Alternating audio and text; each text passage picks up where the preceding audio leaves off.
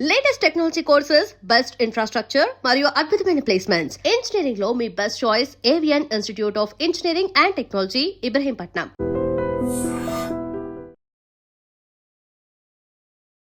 తమ్మల పాకేస్తుంటే కమ్మగా వాసన వస్తావే, ఎర్రగా పండిన బుగ్గలు రెండు యాదికొస్తాయే.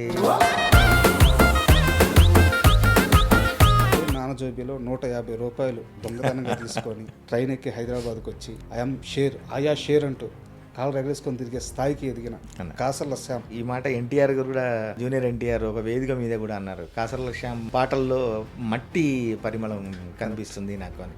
మీ 6 గుర్రాలు మా 6 గుర్రాలు 12 గుర్రాల బగ్గిపోతుంది, 12 గుర్రాల బగ్గిపోతుంది, 12 గుర్రాల బగ్గిపోతుంది, 12 గుర్రాల బగ్గిపోతుంది, బగ్గిలో మేనత్త బిడ్డ పోతుంది, బగ్గిలో మేనత్త బిడ్డ పోతుంది.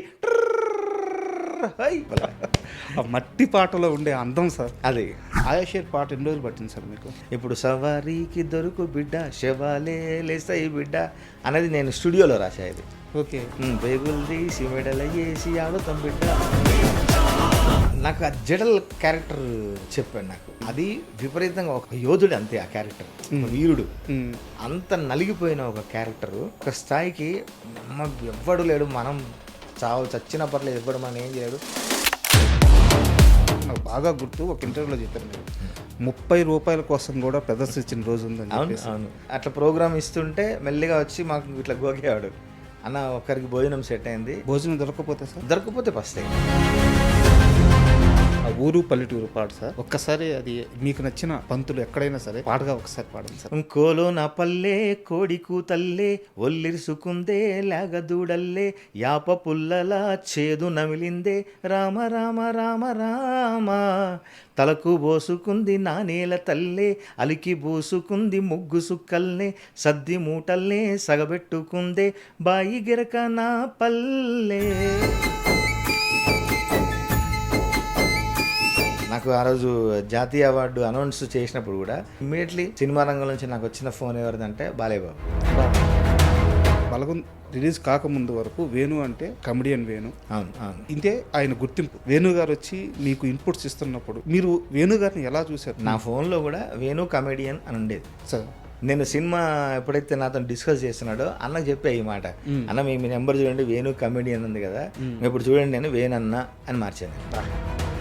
బలగం సినిమా జరుగుతున్న రోజులు మేము ఏడవని క్షణం లేదు.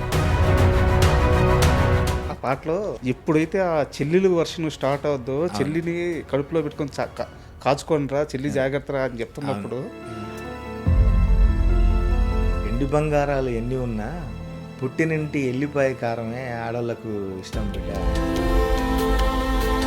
ఎల్లమ్మ గురించి చెప్పండి సార్. ఎల్లమ్మ గట్టిగా సౌండ్ చేయబోతుంది. బలగం చూసిన తర్వాత ఎల్లమ్మ అని ఆ గ్లిమ్స్ వదిలిన తర్వాత మా ఎక్స్పెక్టేషన్స్ ఎలా ఉన్నాయంటే, మేము ఒక కాంతారాన్ని ఊహించుకుంటున్నాం సార్. ఎగ్జాక్ట్లీ.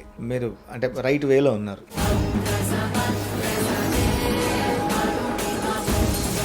త్రివిక్రమ్ గారితో ఆ పాట సిట్టింగ్ ఎలా ఉంటుంది? నాకంటే ఒక 5 నిమిషాలు ముందు వచ్చేసారు త్రివిక్రమ్ గారు. నేను ఏదో కింద కార్ పార్క్ చేసి పైకి వచ్చేసరికి ఆయన డోర్ దగ్గర నిల్చొని నా కోసం వెయిట్ చేస్తున్నారు.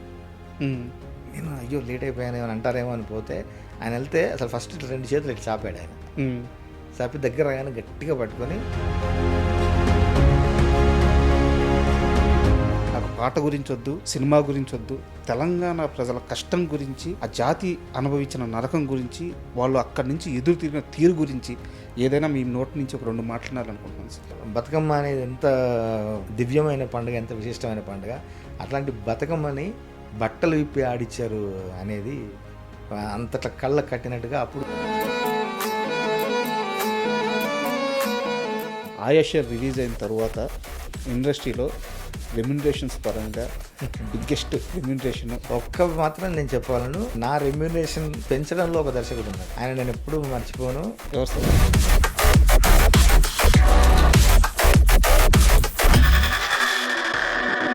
Hi, welcome to my show. Telugu cinema పాటకి పట్టం కట్టిన గేయ రచయితలు ఎందరో ఉన్నారు. వారందరికీ, ఆ మహానుభావులందరికీ వందనాలు. అయితే తెలుగు సినిమా పాటని జానపదం అనే ఒక ఆయుధం తీసుకొని కొత్త పుంతలు తొక్కిస్తూ, అలాగే దాంట్లో ఒక చమత్కారం, ఒక చతురత, దీంతోపాటు ఆలోచించే విధానం ఉండే పదజాలాలు వాడుతూ తనకంటూ ఒక ప్రత్యేక స్థానం, స్థాయి, గుర్తింపు దక్కించుకున్న గేయ రచయిత కాసర్ల శ్యామ్ గారు తెలుగు సినిమాకి జాతీయ స్థాయి అందాన్ని, సొగసుని, అద్ది గౌరవాన్ని తెచ్చిపెట్టిన వ్యక్తి ఆయన. సో కాసర్ల శ్యామ్ గారు ఈరోజు మనతో ఉన్నారు. వారిని అడిగి వారి సినీ పాట ప్రయాణం ఎలా సాగుతుందో తెలుసుకుందాం. హాయ్ సార్, నమస్తే. నమస్తే అండి. సార్, యాక్చువల్గా చాలా నెలల క్రితం మనం ఇలా కూర్చొని ఇంటర్వ్యూ చేసుకోవాలి. అవును. సో మీ ఇంటర్వ్యూ కోసం ఎంత వెయిట్ చేసామంటే తలుచుకొని రోజులు లేదు సార్. థ్యాంక్ యూ అన్న. అంటే నాకు కాస్త పనుల ఒత్తిడి పెరిగి కూడా వీలవ్వలేదు. మొత్తానికైతే ఇవాళ మనం అంటే మోస్ట్ బిజియెస్ట్ లిరిక్ రైటర్ మీరు ఇండస్ట్రీలో. సో మీ టైం ఇప్పుడు దొరికినా అది అదృష్టం. Thank you. అంటే అట్లా కుదిరింది. మా దర్శకులు కావచ్చు, సంగీత దర్శకులు వచ్చే మంచి కాన్సెప్ట్లతోని మంచి ట్యూన్లు, మంచి పాటలు పాడి ప్రేక్షకులు ఆదరించడం, దాంతో పని కాస్త చేతి నిండా ఉంది. Good thing sir, good thing అది. అయితే ఒక చిన్న సందర్భాన్ని తీసుకొని అది ప్రస్తావించుకున్న తరువాత మనం మిగతా ఇంటర్వ్యూలోకి వెళ్దాం. తప్పకుండా. ఒక నాన్న కలగన్నాడు, కొడుకు దాన్ని సాకారం చేయాలనుకున్నాడు. అదే నాన్న జోబీలో 150 రూపాయలు దొంగతనంగా తీసుకొని ట్రైన్ ఎక్కి హైదరాబాద్కి వచ్చి ఈరోజు ఇలాంటి ఒక సామ్రాజ్యాన్ని సృష్టించి తెలుగు సినిమా ఇండస్ట్రీలో సగర్వంగా కాలరెత్తుకొని ఆయా షేర్ అంటూ కాలు ఎగరేసుకొని తిరిగే స్థాయికి ఎదిగిన కాసర్ల శ్యామ్ ఈ మొత్తం ప్రయాణం వెనక్కి తిరిగి చూసుకుంటే ఎవరు గుర్తొస్తారు? మెయిన్ నాన్న గుర్తొస్తాడు ఎప్పుడు నాకు. ఎందుకంటే అదే అసలు నాకు ఒక లక్ష్యం, గమ్యం ఉన్నది అంటే ఆ నాన్న కన్న కళ, నెరవేరని కళ. అంటే అన్ని ఇంటర్వ్యూలు చెప్పినట్టుగా మామూలుగా మళ్ళీ ఒకసారి గుర్తు చేస్తుంది. అప్పటికే మేము ముగ్గురం పిల్లలు. నాన్నగారికి సినిమా రంగంలో హీరోగా రాణించాలని బాగా కళలు ఉండేది, ఆశ ఉండేది. అందుకోసమని గవర్నమెంట్ ఎంప్లాయీ నాన్న ఒక 5 సంవత్సరాలు లాంగ్ లీవ్ పెట్టి సగం జీతానికి అక్కడ ఉంటూ, మేము ఇక్కడ పిల్లలు, మా అమ్మ మేమంతా ఇక్కడ ఉంటూ, నాన్న అక్కడ ఉంటూ తన కళల వేటలో సాగాడు. ఆ తీరాన్ని అందుకోలేకపోయాడు నాన్న. ఇంకా తను అనుకున్న గోల్ని రీచ్ కాలేకపోయాడు. మా భవిష్యత్తు ఆలోచించి ఫ్యామిలీ ఎక్కడ పాడైపోద్దు అని చెప్పి తన కళను చంపుకొని బ్యాక్ వచ్చాడు. అందుకని అప్పుడు నాకు గట్టిగా మనసులో పడింది అన్నట్టు. ఒక కళాకారుడు నిజంగా కలగంటే అది సాధించే వరకు, లాస్ట్ వరకు పోరాడుతూనే ఉంటాడు. అట్లాంటిది మధ్యలో ఆపేసుకొని రావాలంటే ఆ కళాకారుడు ఎంత వేదన అనుభవించి ఉండాలి, ఎంత గుండెకోత అనుభవించి ఉండాలి. అది నాకు గట్టిగా తట్టింది చిన్నప్పుడే. నేను అనుకొని ఇంకా అది ఈ సినిమా రంగంలో ఎక్కడైతే నాన్న నిలదొక్కోలేదో అక్కడ నిలదొక్కోవాలి, పేరు తెచ్చుకోవాలి అనే అదే ఒకే ఒక్క సింగిల్ పాయింట్ ఎజెండాగా వచ్చాను నేను. అందుకని ఇప్పుడు ఒక స్థాయిలో ఉండి, అంటే అందరూ ప్రేక్షకులు ఆదరిస్తూ మంచి మంచి పాటలు పాడుతూ ఉన్న మంచి రచయితలలో నేను కూడా నేను చెప్పుకునేదాకా వచ్చిన ఈ ప్రయాణం చూసుకుంటే ఇప్పుడు నిజంగా నాన్న లేరు. నాన్న 2017లో చనిపోయారు. ఇప్పుడు నాన్న ఉండుంటే ఈ ప్రయాణాన్ని ఇంకా సంతోషించేవాడు కదా అన్నది అనుక్షణం గుర్తొస్తుంటుంది. అదొకటే, ఆ బాధ అది ఉంటుంది. ఇంకా నన్ను వెన్ను తట్టి పంపిన నా వరంగల్ జిల్లా ప్రజలు, ప్రేక్షకులు, నాకు ఒక ధైర్యాన్ని ఇచ్చిన నా గురువులు, అక్కడి ఉన్న ప్రతి కవులు, మా దగ్గర కవి సమ్మేళనాలు, అంటే ఇంటికొక సాహితీ సంస్థ ఉండేది వరంగల్లో, ఇప్పటికీ ఉన్నాయి సంస్థలు. వాళ్ళందరి సాన్నిధ్యము, వాళ్ళని చూసి నేర్చుకున్నది. నేను కాళోజీ గారిని కళ్ళారా చూశాను. నేను ఎన్నో వేదికల్లో కాళోజీ గారి ఉంటే ముందు వరుసలో కూర్చొని వినేవాళ్ళని. మా దగ్గర ఇందార కిషన్ రావు గారు అన్నారు, ఆయన మంచి మంచి ప్రొఫెసర్ విశ్వం గారు, విద్వాన్ విశ్వం గారు, ఇట్లాంటి వాళ్ళు వీళ్ళని చూసుకుంటూ పెరిగి అదంతా నాకు ఒక బలంగా పెట్టుకొని నా రెక్కలకు అదొక ప్రతిదీ ఒకటి అన్నట్టుగా బలాన్ని చేకూర్చుకొని ఇక్కడికి వచ్చాను. వాళ్ళందరినీ తలుచుకుంటా ఈరోజు నిజంగా. సార్, నాన్నగారు ఉన్నప్పుడు, అంటే అప్పటిదాకా జరిగిన ప్రయాణం వరకు ఏ పాట విని ఆయన ఆనందపడ్డారు, బాగా రాసేవరా, నచ్చిందిరా అని చెప్పిన పాట ఏంటి? నాన్నగారు ఉన్నంత వరకు అప్పటికి నేను సాధించిన గొప్ప ఫీట్ ఏంటంటే రామ్ గోపాల్ వర్మ గారు మళ్ళీ కంబ్యాక్ ఇచ్చిన సినిమా రౌడీ ఉంది. ఆ రౌడీ సింగిల్ కార్డ్ 6 పాటలు నేనే రాశాను. అది నాన్నగారికి బాగా హ్యాపీ అనిపించిన విషయము. రాజా ది గ్రేట్ వరకు కూడా ఉన్నారు. రాజా ది గ్రేట్ టైటిల్ సాంగ్ రాస్తా ఉన్నా, పల్లవి అయిపోయింది, చరణాలు రాయాలి. అప్పుడు నాన్నగారు సిక్ అయ్యారు. నేను ఆ వేదిక మీద కూడా చెప్పిన అనిల్ రావిపూడి గారు నాకు మంచి ధైర్యం ఇచ్చి, లేదు ఆ పాట నీదే, ఇంకా పల్లవి అయిపోయింది కదా, చరణాలు వచ్చాక కూడా రాసుకోవచ్చు, మీ నాన్నగారిని చూసుకొని వచ్చాయని పంపారు. ఇంకా ఆ క్రమంలో చనిపోయారు. ఇక అన్ని కార్యక్రమాలు అయిపోయాక అప్పుడు ఆ పాట పూర్తి చేయాల్సి వచ్చింది నేను. సూపర్. అండ్ మీరు చాలా ఇంటర్వ్యూలో చెప్పారు, మీరు యూనివర్సిటీలో ఎంఫిల్ చేస్తున్నప్పుడు చాలామంది మంచి మిత్రులు పరిచయం అయ్యారు. అవును. సాహిత్యం అబ్బింది, సాహిత్యంతో ప్రయాణించారు, జానపద ప్రోగ్రామ్స్ ఇస్తూ వెళ్ళారు. సో ఆ మొత్తం ప్రయాణం కాసర్ల శ్యామ్ని ఒక రచయితగా ఎలా మౌల్డ్ చేసిందంటే ఏం చెప్తారు?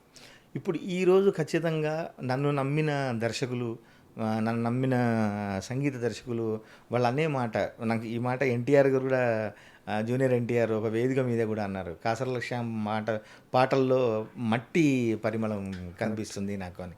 ఈరోజు అంతగానం వచ్చింది, మనం అంత స్వచ్ఛంగా అంత ప్రజల భాషను కూడా మనం ఇప్పటికీ జనాలకి పరిచయం చేస్తున్నాం, మళ్ళీ వినిపించగలుగుతున్నాం ఈ జనరేషన్ కంటే ఈ జానపదం వేసిన పునాదే నాకు. ఈ జానపదం పట్టుకొని నేను తిరగని పల్లె లేదు.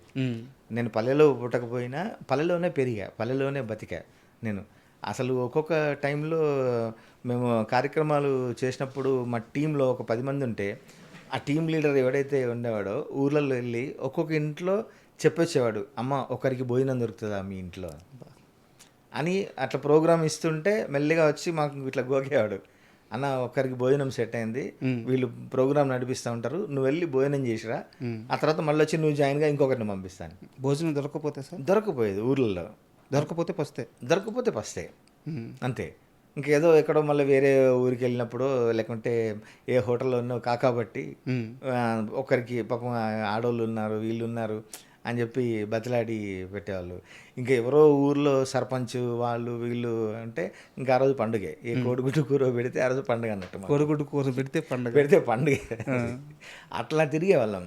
అంటే అప్పటికి నిజంగా నేను బాగా చదువుకున్నా, నేను మా డిగ్రీ అయిపోయింది, ఒక ఎంఏ చేస్తున్నా, అయినా కూడా ఆ జానపదం పాటలు ఆ ప్రోగ్రాంలు ఇవ్వడం అది ఒక ఇష్టంగా ఉండేది. ఊర్లో వెళ్తే అంటే వేదికెక్కి పాటలు పాడుతుంటే వేల జనాన్ని అయినా ఒక కంజీర పట్టుకొని, చిన్న కంజీర పట్టుకొని పాడుతుంటే వేల జనాలు ఇట్లా ఊగిపోతుంటే ఆ మత్తు వేరే ఉండేది అన్నట్టు. సరే, ఏదైనా ఒక్క పాట ఆ సమయంలో మీరు ఆలపించింది ఏదైనా? మా గురువుగారు, నాకు మా వరంగల్ శంకర్ అన్న మా గురువుగారు, సారంగపాణి గారు, వాళ్ళు అప్పటికే జానపదంలో లబ్ధ ప్రతిష్ఠులు. వాళ్ళు ఇప్పుడు కనుక ఉంటే అసలు దేశ విదేశాల్లో వాళ్ళ పేరు మారుమోగేదేమో. ఇప్పుడు మనం సుఖ్విందర్ సింగ్ ఉన్నాడు కదా హిందీలో సింగరు, అట్లాంటి వాయిస్ మా గురువు గారిది. ఆయన టాప్లో పాడితే అప్పుడు మేము ఆయన పాట పట్టుకొని నేషనల్ లెవెల్లో ఒక ప్రైజ్ తెచ్చాం మేము. మీ 6 గుర్రాలు మా 6 గుర్రాలు 12 గుర్రాల బగ్గిపోతుంది, 12 గుర్రాల బగ్గిపోతుంది, 12 గుర్రాల బగ్గిపోతుంది, 12 గుర్రాల బగ్గిపోతుంది, బగ్గీలో మేనత్త బిడ్డ పోతుంది, బగ్గీలో మేనత్త బిడ్డ పోతుంది హై అనుకుంటే. ఇందులో అది ఇదంతా గొలుసు కట్టు పాట. ఇందులో నేను మా టీం మేము చేసిన ప్రయోగం ఏంటంటే అప్పుడే దీన్ని బ్రెత్లెస్ లాగా పాడేవాళ్ళం. అంటే ప్రతి పల్లవి చరణం 2 లైన్లు ఉంటుంది, అవన్నీ కలిపి ఒక 10-12 లైన్లు చివరిలో వచ్చేటట్టుగా పాడేవాళ్ళం అన్నట్టు. మీ 6 గుర్రాలు మా 6 గుర్రాలు 12 గుర్రాలు బగ్గిపోతుంది, బగ్గీలో మేనత్త బిడ్డ పోతుంది, బిడ్డతో బిందేడు నీళ్లు పోతున్నాయి, నీళ్లతో నీలమ్ము సీర పోతుంది, సీరతో సిక్కుల రైక పోతుంది, రైకత్న రత్నాల మేల పోతుంది, చల్ మేలతో మేలైన జోడుపోతుంది అని ఒక హుషారు తెప్పించేది జనాల లోపల. ఆ మట్టి పాటలో ఉండే అందం సార్ అది నిజంగా. ఈరోజు నేను ఒక చిన్న చమత్కారం నవ్వొచ్చేది, ఒక కవితాత్మకమైన చమత్కారమైన, అంటే ఒకవేళ ముందుకు మనం మాట్లాడుకున్నా కూడా అంటే క్రమంలో కాకుండా అడ్వాన్స్ కేజీఎఫ్లో కదా ఎక్కడి నుంచో ముందుకు వచ్చామన్నట్టుగా. ఇప్పుడు రామ్లో కనుక నేను తమ్మల పాకే వేస్తుంటే కమ్మగా వాసన వస్తావే, ఎర్రగా పండిన బుగ్గలు 2 యాదికొస్తాయే అంటే ఇట్లాంటి ఒక చమత్కారం చెప్పాలి. అదంతా కూడా ఆ జానపదం నుంచే అలవడింది నాకు. యాక్షన్ ఇక్కడ, రియాక్షన్ అక్కడి నుంచి. సో కాసర్ల శ్యామ్ని ప్రత్యేకంగా నిలిపింది ఈ సెన్సిబిలిటీ సార్. ఎగ్జాక్ట్లీ. అంటే నాకు అది ఇష్టం కూడా. అంటే మేము స్టేజ్ ఆర్టిస్ట్ కూడా కాబట్టి, అంటే జానపదం పట్టుకొని వివిధ ప్రదర్శనలు చేస్తున్నాం కాబట్టి జనాలలో మేము మా పేరు ఎట్లా తెచ్చుకోవాలి అంటే నేను ఒకే ఒక సూత్రం పాటించేది. అయితే జనాల్ని బాగా నవ్వించినోడు గుర్తుంటాడు, లేదా బాగా ఏడిపించినోడు గుర్తుంటాడు కళాకారుడు. అంతేకాని ఊరికే వచ్చి పోయే వాళ్ళని మనం గుర్తుపెట్టుకోము. కరెక్ట్ సార్, మీరు 2 పనులు చేస్తున్నారు. అది అందుకే నేను పాటల్లో కూడా అదే ప్రతిబింబించేలా చూసుకుంటాను. ఒక మంచి చెమక్ వస్తే ఆహా అని బాగా గుర్తుండిపోతాం, లేదా నవ్వుకుంటే ఒక చిన్న స్మైల్ వచ్చింది అనుకోండి. ఇప్పుడు ఎక్కడో పాటలో నేను యావరేజ్ బ్యూటీవే ఆర్జీవి ట్వీట్ వే అంటే చలో సినిమాలో అప్పటికి నవ్వుకున్నారు. అంటే బీకామ్లో ఫిజిక్స్ ఉందనే బాపత నువ్వు అని కాంటెంపరీ కొన్ని పట్టుకొని చేయడం, అది నాకు కొంచెం బాగా ఇష్టం. అంటే ఒక చమత్కారం పడితే ఆ రోజు నిజంగా మనకుండే హై వేరు. ఒక పాటలో ఏదన్నా ఒక చమత్కారం పడితే అది డ్యూయట్ కావచ్చు, ఆయా షేర్ లాంటి పాట కావచ్చు, ఇంకేదన్నా పాట కావచ్చు, నా మార్క్ ఉండేలాగా చూసుకుంటా. సార్ మీరు అన్నట్టు నేను ఇంటర్వ్యూలో చాలా ముందుకెళ్ళి ఒక ప్రశ్న అడగాలనుకుంటున్నాను. ఒక రచయిత ఒక పాట రాసినప్పుడు ఆ పాటలో ఒక మంచి పదం వాడినప్పుడు తనలో తను రగిలిపోతాడు. అవును. అది కొన్ని రోజులు కావచ్చు, కొన్ని నెలలు కావచ్చు, ఒక్కోసారి కొన్ని గంటలు కావచ్చు. రగిలి రగిలి రగిలి ఉదాహరణకి ఆయుషేరే తీసుకున్నాం. ఎంత మదన పడితే ఆయుషేర్ వస్తుంది.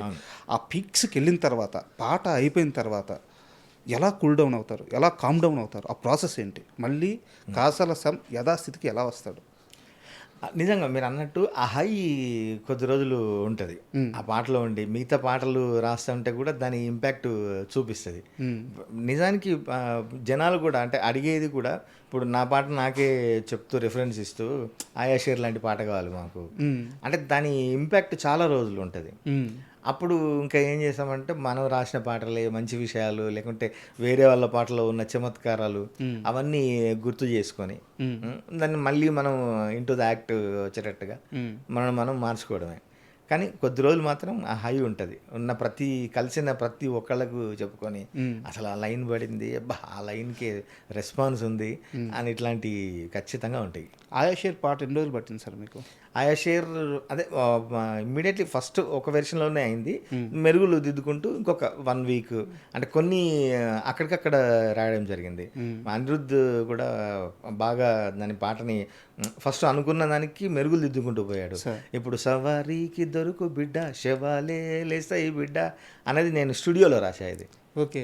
పేగులు తీసి మెడలు వేసి ఆడుతాం బిడ్డ అది తెల్లారి మళ్ళీ ఫోన్లో పంపించింది. అది ఎందుకంటే తను కూడా మా ట్యూన్ని బాగా మెరుగులు నిరంతరం అది ఆ ప్రక్రియ నడుస్తూనే ఉంటుంది అన్నట్టు.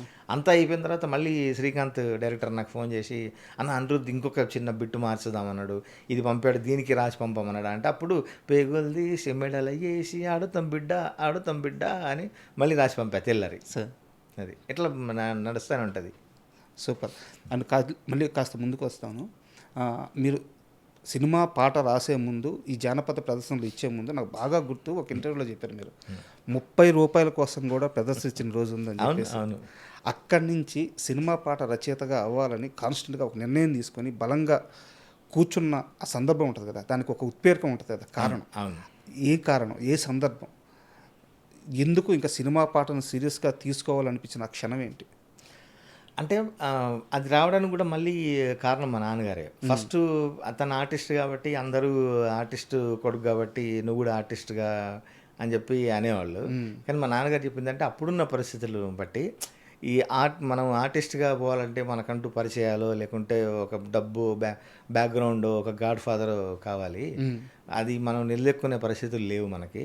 కాబట్టి ఏమున్నా నీ బుర్రతోనే నీ క్రియేటివిటీతోనే రంగంలో నిలదొక్కోవాలంటే నిలదొక్కో. అప్పుడు ఒకవేళ మనకి ఏమైనా కోల్పోయినా కూడా పోయేది ఏముండదు, మన ఆలోచనలు తప్ప. కాస్త టైము కాబట్టి నువ్వు అటువైపుగా ప్రయత్నించమని నన్ను రచన వైపు మరలిచ్చిందే మా నాన్నగారు. నాకు ఫస్ట్ డైరెక్షన్ బాగా ఇంట్రెస్ట్ ఉండే. ఒకప్పుడు కృష్ణవంశీ గారి దగ్గర అసిస్టెంట్గా చేరదామని చంద్రబోస్ అన్న వెనకబడి అడిగిన రోజులు ఉన్నాయి సింధూరం టైంలో. ఆ తర్వాత అసిస్టెంట్ డైరెక్టర్గా కూడా ట్రై చేస్తూ కొన్ని సినిమాలకి అడిగితే అక్కడ మా దగ్గర డైరెక్షన్ డిపార్ట్మెంట్ చాలా ఉన్నారు. కొంతమంది పాపం తినడానికి కోసం డిపార్ట్మెంట్లో జాయిన్ అయిన వాళ్ళు ఉన్నారు. అట్లాంటి వాళ్ళని మనం తీసేయలేము. ఇంకా నువ్వు ఏం చేయగలుగుతావు అని అంటే నా వెంట నన్ను తీసుకొచ్చిన పర్సన్ పాటలు బాగా రాస్తాడు అంటే అప్పుడు పాటలు రాయి. ఇప్పుడు పాటలు అయితే మన దగ్గర ఇంకా అవ్వలేదు, ట్యూన్స్ వచ్చినాయి, ట్రై చేయని. అప్పుడు అట్లా జయ గారి దగ్గర నేను చంటిగాడు సినిమాలో పాటలు రాయడం జరిగింది. సార్ చంటిగాడు తర్వాత చాలా సంవత్సరాలు స్ట్రగుల్ అయ్యారు, పూర్తిగా ఛాన్సులు రాలేదు, అది చాలా ఇంటర్వ్యూలో చెప్పారు. సో కృష్ణవంశీ గారిని కలిసినప్పుడు మాత్రమే మీకు ఒక బ్రేక్ వచ్చింది, నెలపూరి గాజులో. అయితే మీరు ఎక్కడా కూడా దీన్ని చాలా డీటెయిల్గా చెప్పాల. కృష్ణవంశీ గారిని కలిసినప్పుడు ఆయన ఏం మాట్లాడారు, ఫస్ట్ పాట గురించి మాట్లాడారా, మీ గురించి మాట్లాడారా, మీ సాహిత్యం గురించి మాట్లాడారా, ఆ కలయిక ఎలా జరిగింది? ఇక్కడ ఒక చిన్న క్వశ్చన్ సార్, కొనసాగింపు. ఎందుకు ఇంత పర్సనల్గా అడుగుతున్నా అంటే కృష్ణవంశీ గారిని నేను ఒకసారి కలిసాను. ఆయన నీ పూర్తి పేరేంటి, నీ క్యాస్ట్ ఏంటి, నువ్వు ఎక్కడి నుంచి వచ్చావు, ఇవేం అడగలేదు. నేను రచయితను సార్ అంటే ఏం చదివావు, ఏ పుస్తకాలు చదివావు నాకు చెప్పు, కూర్చో, అని చెప్పి అన్నారు అనమాట. సో అలాంటి మీలాంటి ఒక రచయిత వెళ్ళినప్పుడు ఆయన మీతో ఏం మాట్లాడారో తెలుసుకోవాలని ఉంది. అయితే కృష్ణవంశీ గారికి మాకు కనెక్ట్ కావడానికి కృష్ణవంశీ గారు ఒక కామన్ ఒక ఆయుధం ఉంది, డప్పు. అది మేము యాక్చువల్గా మహాత్మా సినిమాలో నేను పాటలు రాయడానికి వెళ్ళలేదు సార్. మేము వెళ్ళింది ఒక స్ట్రీట్ ప్లే టీం కోసం. ఓకే. గాంధీ క్యారెక్టర్ చేసిన రామ్ జగన్ గారు ఉన్నారు కదా, అవును. ఆ సినిమాలో రామ్ జగన్ గారు బళ్ళారి రాఘవ్ గారి ఇన్స్పిరేషన్తో పెట్టిన క్యారెక్టర్ అది. అంటే వీధి నాటకాలు వేసుకుంటూ రకరకాల సమస్యల గురించి పోరాడుతుంటాడు ఆయన. సార్ ఆ రామ్ జగన్ గారి టీంలోకి కొంతమంది కావాలి, స్ట్రీట్ ప్లే వేసేవాళ్ళు, నటులు కావాలి.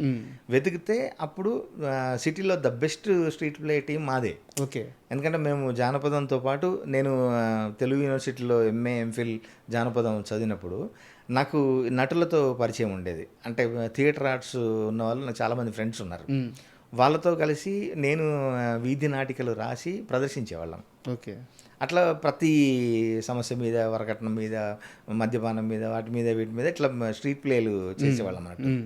అది ఆ మాట ఈ మాట ఉత్తేజ్ గారి ద్వారా కృష్ణవంశీ గారికి తెలిసింది. అప్పుడు సరే టీం పిలిపించి మనం ఆడిషన్ పెడదాము అంటే మమ్మల్ని ఏదో అనుకొని చేయమన్నారు. మేము చేసే దాంట్లో ఒక టీం, మేమంతా ఒక చిన్న స్కిట్ చేసాం. ఆయన బాగా నచ్చింది. అప్పటికప్పుడు అల్లుకోవడం, ఆయన చెప్పింది వెంటనే మేము పట్టుకొని ఉండడం. తర్వాత ఇంకా మీరేంటి అంటే మేమంతా జానపద గాయకులం సార్, పాటలు పాడతాము అంటే పాడంటారు. నాకు చాలా ఇంట్రెస్ట్ నాకు అని కూర్చున్నాడు ఆయన. ఇంకా రకరకాల పాటలు వినిపిస్తూ అప్పుడు వినిపించిందే నీలపూరి గాథలు. ఓకే. ఆయనతో ఫస్ట్ ఆడిషన్లో మేము వినిపించిన పాట ఇది. ఆయనకి ఈ పాట ఏదో భలే ఉందిరా అన్నాడు. ఓకే, అరే డప్పు బాగా కొడుతున్నావు, నేను డప్పు బాగా ప్లే చేస్తాను. ఎందుకంటే నాకు ఫస్ట్ నుంచి వచ్చు, మా గురుగారి దగ్గర నేర్చుకున్న.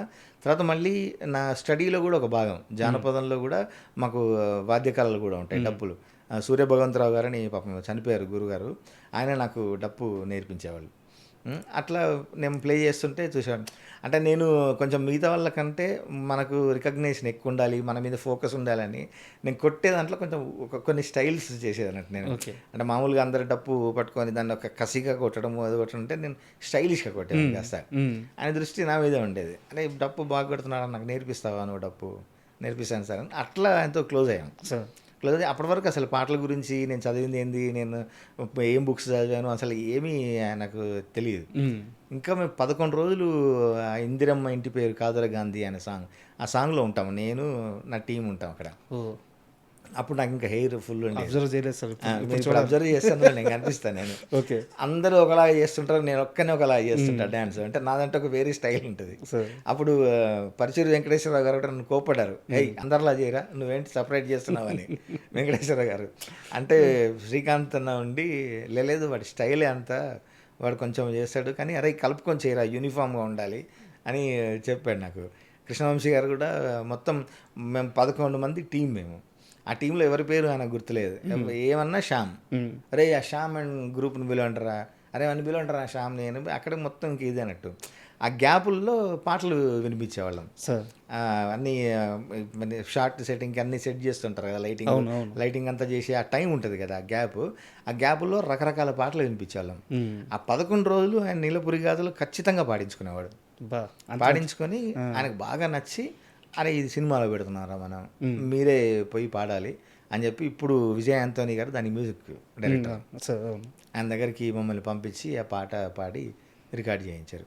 అట్లా ఆ తర్వాత అప్పుడు ఇంకా ఆయనకు తెలిసి మన గురించి ఇంకేంటి ఏం చేస్తున్నావు అని కనుక్కొని కొన్ని జానపదానికి సంబంధించిన డిస్కస్ చేసేవాళ్ళం. అసలు ఆ జానపదం ఎక్కడ పుట్టింది, ట్రెడిషనల్ జానపదాలు ఏంటి, వాటిలో రకాలు ఏంటి, ఏ సందర్భంలో ఏ పాటలు పాడతారు అని ఇట్లా రకరకాలుగా డిస్కస్ చేసేవాళ్ళం.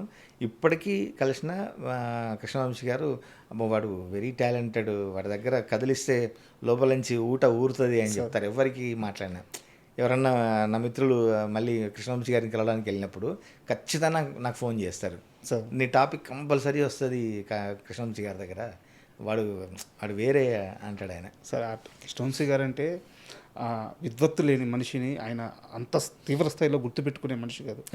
అంత తీవ్ర స్థాయిలో గుర్తుపెట్టుకొని వెళ్ళిన ప్రతి ఒక్కరికి చెప్తున్నారంటే ఆయన, మీరు ఆ విద్వత్తు చూశారు, స్పార్క్ గమనించారు. సో నిజంగా అలాంటి వ్యక్తి కెరీర్ స్టార్టింగ్లోనే గుర్తించడం నిజంగా అదృష్టం. అది చాలా హ్యాపీ. తర్వాత ఏమైందంటే అప్పుడంతా గురు భావంతో చూసేవాళ్ళం. ఆయన అంటే దడదడ వణుకు పుట్టేది మాకు అసలు మాట్లాడాలంటే. తర్వాత మళ్ళీ నక్షత్రం సినిమా చేసినప్పుడు మాత్రం ఇంకా ఒక గొప్ప ఫ్రెండ్ అయిపోయాడు మాకు ఆయన. అంటే అప్పటికంటే ఇప్పుడు ఆయన మీద జోకులు వేసే స్థాయికి వచ్చాం మేము. అంటే అంత ఫ్రీడమ్ ఇచ్చారు మాకు. మేము అంత జోకులు వేయడానికి మేము అంత అది కాదు కానీ ఊరికే అంటే అంత ఫ్రీడమ్ ఇచ్చారు. చనువు వచ్చింది, ఆ చనువు ఇచ్చారు. దాంతో ఇంకా రకరకాల విషయాలు డిస్కస్ చేసేవాళ్ళం ఆయనతో. కొన్నిసార్లు చాలా డెప్త్కి వెళ్ళి అసలు ఈ మతం, కులం, అసలు ఇవేంటి, మనుషులు ఏంటి, మనిషి తత్వం ఏంటి, ఎవడు ఎట్లా ఉన్నాడు అని అవన్నీ డిస్కస్ చేసేవాళ్ళం. అసలు ఒకసారి అయితే మార్నింగ్ 4:30, 5 అవుతుంది, ఇంకా డిస్కస్ చేస్తాను. మా బీమ్స్, నేను, మా కళాకారులందరం, జానపద కళాకారులము అందరం కూర్చొని ఆయనతో మాట్లాడుతున్నాం. 4:30, 5 అవుతుంది, ఇంకా మేము మాట్లాడుతూనే ఉన్నాం. అప్పటికైనా రే మీరు రాక్షసులు రా, మీరు ఇంకా పోండి, నేను పడుకుంటానని చెప్పి మమ్మల్ని వెళ్ళగొట్టేదాకా చేసుకున్నాం మేము.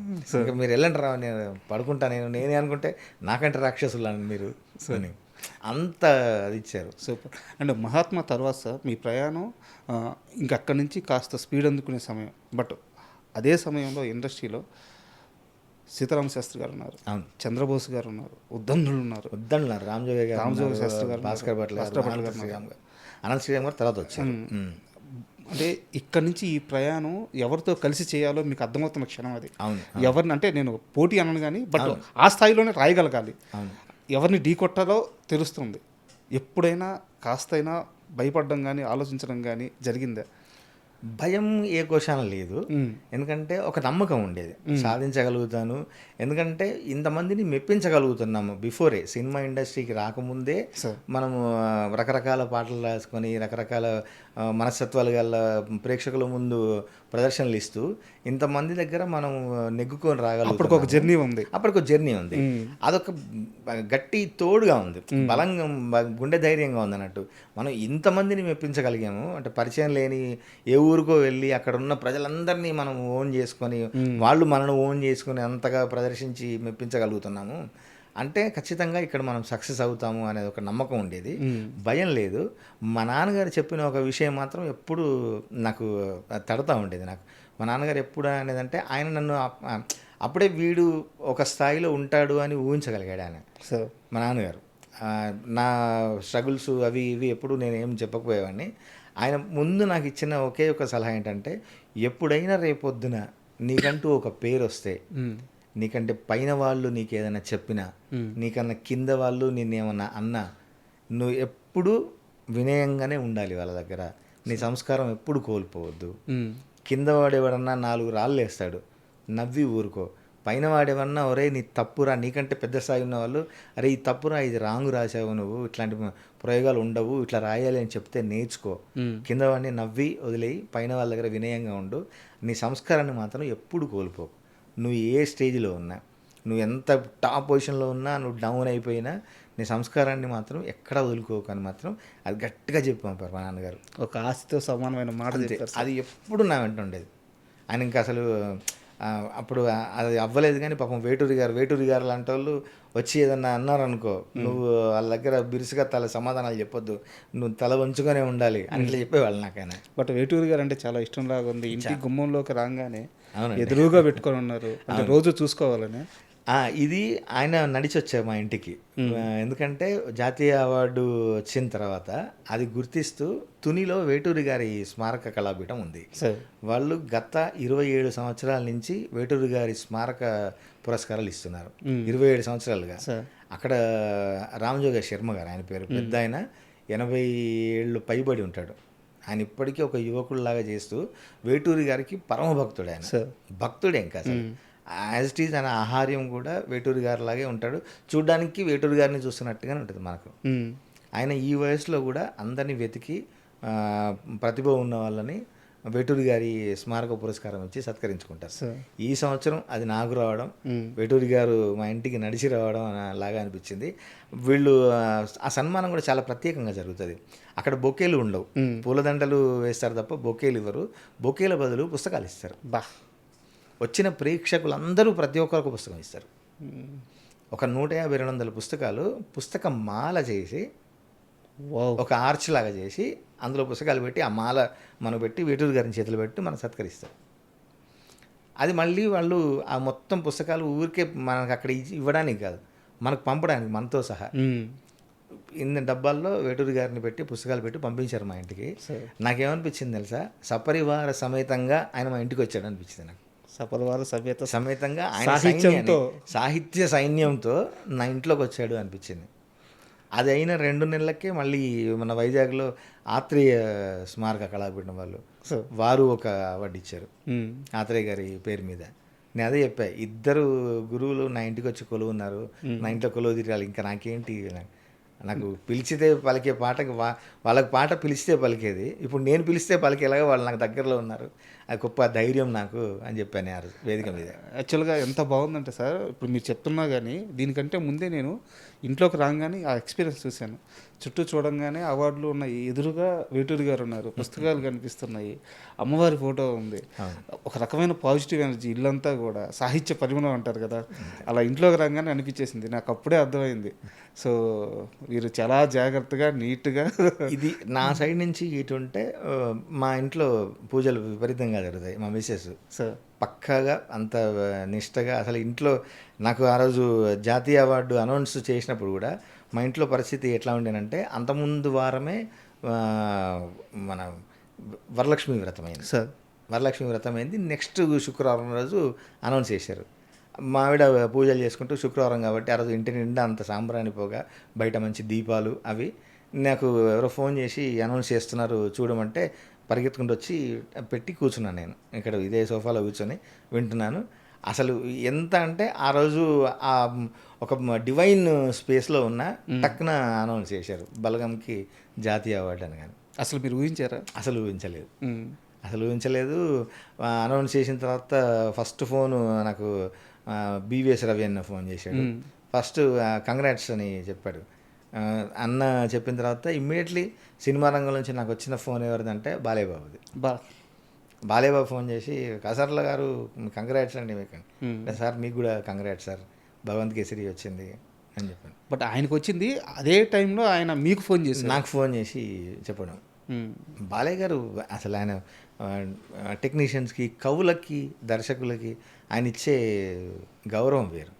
ఇప్పుడు ఆయన సినిమాకి వచ్చినప్పుడు ఆయన ఎంజాయ్ చేయడం, ఆయన ఎంజాయ్ చేయాలి, ఆ టీం వాళ్ళు ఫోన్ చేయాలి, ఇలాంటి ఒక 100 సెలబ్రేషన్లు ఉంటాయి ఆయన స్థాయికి. అది బట్ ఒక రచయితని గుర్తుపెట్టుకొని అదే క్షణంలో ఫోన్ చేయడం అనేది, అండ్ బీవీఎస్ రవి గారు ఆయన స్వతహాగా ఆయన రచయిత, ఆయన ఫోన్ చేయడం. తర్వాత ఆ విషయంలో అనిల్ రావిపూరి గారు నన్ను ఆట పట్టిస్తారు. మీకు ఎన్ని గంటలు చేశారు బాలయ్య గారు ఫోను అన్నాడు. సరే అనౌన్స్ అయినా 5 minutesలో ఫోన్ వచ్చింది సార్ నాకు అన్న. అంటే మా సినిమాకి వచ్చి మా హీరో గారు మాకు చేయలేదు ఫోను, ఫస్ట్ ఫోన్ నీకు చేశాడు, నేను బాలయ్య గారితో గొడవ పెట్టుకుంటాను అన్నాడు. అంటే అంత ఆయన సొంత సినిమా దర్శకుడికి కూడా ఫోన్ చేయలేదు ఆయన. అంతగా అభిమానించే రచయితకు చేయడం అనేది, అంటే రచయితలను అభిమానించి ఫోన్ చేయడం, అభినందించడం అనేది గొప్ప సంస్కారం Balayya Babu. Super sir. And ఎలాగో బలగం ప్రస్తావన వచ్చింది కాబట్టి ఆ ఊరు పల్లెటూరు పాట సార్, అంటే ఆ పాటలో ఒక్కో లిరిక్ ఒక్కొక్కరికి వాళ్ళ ఊరిని ఒక్కో రకంగా గుర్తు చేస్తుంది. ఇప్పుడు ఉదాహరణకి మాది నెల్లూరు జిల్లా కావలి సార్. కావలి అనేది పల్లెటూరు కాదు, చిన్న టౌనే, కానీ దాంట్లో పాతూరు అని ఒక సెగ్మెంట్ ఉంటుంది, ఒక ఏరియా. అది పూర్తి పల్లెటూరే. అందరికీ ప్రతి ఇంట్లో పాడి ఉంటుంది, ప్రతి ఇంటికి పొలం ఉంటుంది. ఆ పొలం చేసుకోవడం, ఆ పాడి చేసుకోవడం, మా ఏరియాలో ఆ పేడ వాసన అనేది మాకు గాల్లో అలవాటైపోయింది. అది మాకు చెడేం కాదు, అవును, అది మా బతుకు, మా పాతూరు బతుకు. మీరు ఆ పాటలో ఒక మాట రాస్తారు, గోడు గోడు తోడు పక్కన ఉంటే కొండంత బలగం ఉన్నట్టే అని చెప్పి. ఆ ఒక్క మాటతో నా చిన్నతనంలో నేను చూసిన మా ఊరు మొత్తం గుర్తొచ్చింది. ఇప్పుడు చెప్తున్నా నాకు కన్నీళ్ళు తిరుగుతున్నాయి. థియేటర్లో నేను ఫస్ట్ ఆ పాట వింటున్నప్పుడు ఒక్క క్షణంలో నా ఊరు, నా గొంతులు, నా చుట్టాలు, నా ఇల్లు, నా ప్రాంతం మొత్తం గుర్తొచ్చింది. ఇలా కొన్ని లక్షల మందికి జరిగింది ఆ పాట. అవును సార్. అసలు నాకు అది గొప్ప గౌరవాన్ని తెచ్చిపెట్టిన సినిమా బలగం. ఆ పాట కూడా అందులో నేను నిజంగా అంటే పల్లెటూరిని అందరూ అన్ని రకాలుగా గొప్ప గొప్ప పాటలు ఉన్నాయి. ఎవరి ఊరి మీద వాళ్ళది రాసుకుంది, పల్లెటూరు మీద బోల్డ్ అన్ని పాటలు ఉన్నాయి. వేరన్న దర్శకుడు నాకు ఫస్ట్ చెప్పినప్పుడే మనది సపరేట్గా ఉండాలన్న, పల్లెను ఎవరు దర్శించని కోణంలో, అంటే ఎవరు చెప్పని కోణంలో మనం చెప్పాలి అన్నప్పుడు మనం అనుకుంటాం కదా, మామూలుగా మనకున్న అదే కదా, పల్లె తల్లి లాంటిది, పట్నం ప్రియురాలు లాంటిది అని. బట్ మీకు అప్పటికి చాలా పెద్ద టాస్క్, ఎందుకంటే అదే పల్లె మీద గోరెటి వెంకన్న గారు కానీ చాలా ఉద్దందులు పల్లె పాటలు చాలా రాసున్నారు. చాలా పల్లె పాటలు ఉన్నాయి. అసలు ఇంకా పల్లె మీద ఇంకా బోల్డ్ అని చెప్పొచ్చు. అవును. అది అది ఒక గొప్ప ఛాలెంజ్ నాకు. వేనన్న చెప్పింది కూడా నాకు అదే, పల్లె అందాలు వర్ణించొద్దు. నాకు పల్లె ముద్దబంతిలాగా ఉంది, పచ్చని పొలాలు, సెలయేర్లు, కాలువలు, పిల్ల కాలువలు, నాకు అట్లా అసలు వద్దు. నాకు మీరు ఎట్లా చెప్తారో చెప్పండి అంటే నేను అది పట్టుకున్నా అంతే. పల్లె తల్లి లాంటిది, పట్నం పురిరాలు లాంటిది అంటాం కదా మనం.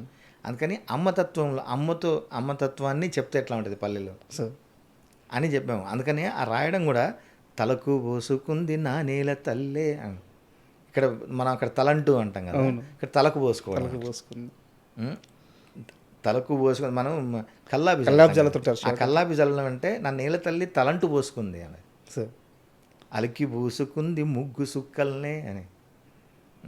సద్ది మూటల్నే సగబెట్టుకుందే బాయి గిరక నా పల్లె, యాప పుల్లలా చేదు నమిలిందే అని రాశా.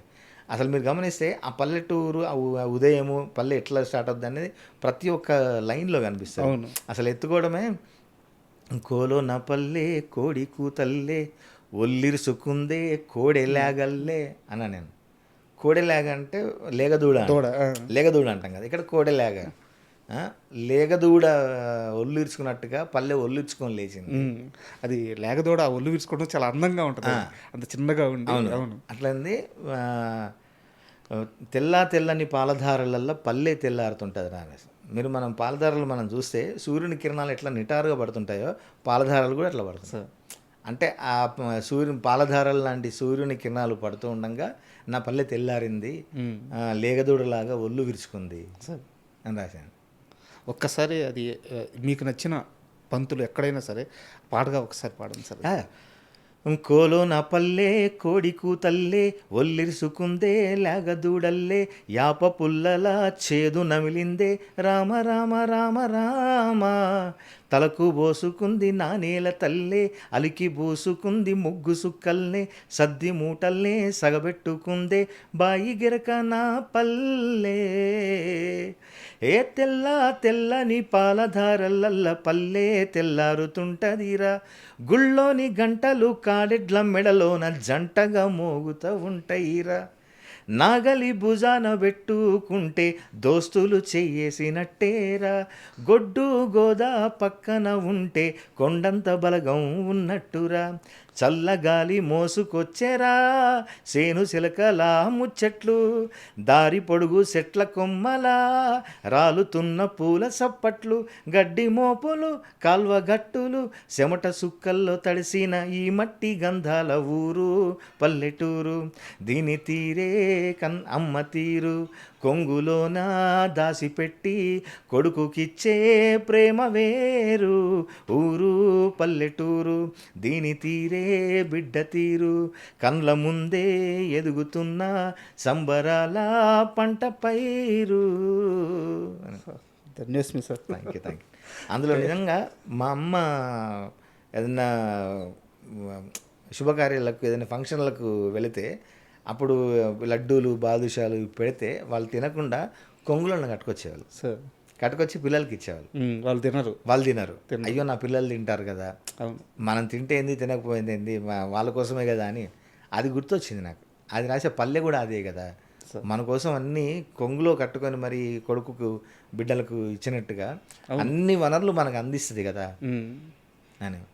సార్ ఎలాగో బలగం గురించే మాట్లాడుకున్నాం కాబట్టి ఒక చిన్న ప్రశ్న, అంటే ఇది వేణు గారిని నేను తక్కువ చేసి చూడడం కాదు, కానీ అప్పటి పరిస్థితి గురించి అప్పటి వరకు బలగం రిలీజ్ కాకముందు వరకు వేణు అంటే ఒక జబర్దస్త్ వేణు, ఒక కమెడియన్ వేణు, ఇదే ఆయన గుర్తింపు. అవును. సో అలాంటి ఒక వ్యక్తి వచ్చి కానీ ఆయన మైండ్లో ఉన్న బలగం అనే కథ కానీ సినిమా కానీ వేరే స్థాయిలో ఉంది. మొత్తం తెలుగు వాళ్ళు ఎక్కడుంటే అక్కడ ప్రపంచవ్యాప్తంగా అందరినీ ఒక ఉద్వేగ క్షణాల్లోకి తీసుకెళ్ళేంత ఐడియా ఉంది ఆయన మైండ్లో. కానీ వేణు గారిని విజన్ని ఆ స్థాయిలో ఆ సమయంలో ఆ స్థాయిలో నమ్మడం అంత ఈజీ కాదు. అవును. వేణు గారు వచ్చి మీకు ఇన్పుట్స్ ఇస్తున్నప్పుడు ఈ పాట కానీ ఆ క్లైమాక్స్ ఇలా 8 minutes ఇలా చేస్తామని చెప్తున్నప్పుడు కానీ మీరు వేణు గారిని ఎలా చూశారు? ఆయనలో డైరెక్టర్నే చూసారా, కమెడియన్ కదా ఇతను ఇంత గొప్పగా ఆలోచిస్తున్నాడు వర్కౌట్ అవుద్దా ఇలాంటి ఆలోచన చేశారా? అసలు ఎలా ఉంది మీ మైండ్ సెట్ అప్పుడు? అయితే యాక్చువల్గా మీకు అదే చెప్తా, ఐడెంటిటీ అదే వేణన్నది. నా ఫోన్లో కూడా వేణు కమెడియన్ అని ఉండేది. సార్ నేను సినిమా ఎప్పుడైతే నాతో డిస్కస్ చేస్తున్నాడో అన్నకు చెప్పా ఈ మాట, అన్న మీ నెంబర్ చూడండి, వేణు కమెడియన్ ఉంది కదా, ఇప్పుడు చూడండి నేను వేణన్న అని మార్చాను నేను. మార్చి నాకు వేణన్న గురించి తెలుసు ముందు, ఆయన రకరకాల డిస్కస్ చేసేవాడు, పాడడం బాగా ఇష్టం. అంతకుముందే వేణన్న నేను కలిసి ఒక ప్రైవేట్ పాట చేద్దామని అనుకున్నాం. ఆయన పాడాలి, నేను రాయాలి అని రకరకాల విషయాలు డిస్కస్ చేసుకున్నాం. అప్పుడు తన లోపల ఉన్న రచన పటిమ, తన ఎబిలిటీస్ నాకు బాగా తెలుసు. అందుకని నేను పెద్ద ఆశ్చర్యపడలేదు ఇంతలా ఆలోచిస్తాడని. అంతలా ఆలోచించగలడు అనేది నాకు బాగా నమ్మకం. ఓకే. తర్వాత ఆ కథ అంతా నాకు బిఫోర్ మొత్తం నేరేట్ చేశారు. అందులో ఇంకా నాకు వచ్చే డౌట్స్, నేను ఇచ్చే ఇన్పుట్స్ కూడా తీసుకొని వేనన్న ఆయన చెప్పే తీరుకి అప్పుడు ఆశ్చర్యపోయాను నేను. ఓహో, మనం అనుకున్నదంత కాదు, ఇంకా డెప్త్ ఇంకేదో ఉంది వేనన్న దగ్గర. తను చూసే కోణం వేరు, ప్రతి విషయాన్ని తను చూసే కోణం వేరు అని చెప్పి ఇంకా అసలు గౌరవం పెరిగింది, బాగా ఇంకా క్లోజ్ అయ్యాము. ఆ అసోసియేషన్ ఇప్పుడు ఎల్లమ్మకి ఇంకా మాకు బాగా ఉపయోగపడుతుంది.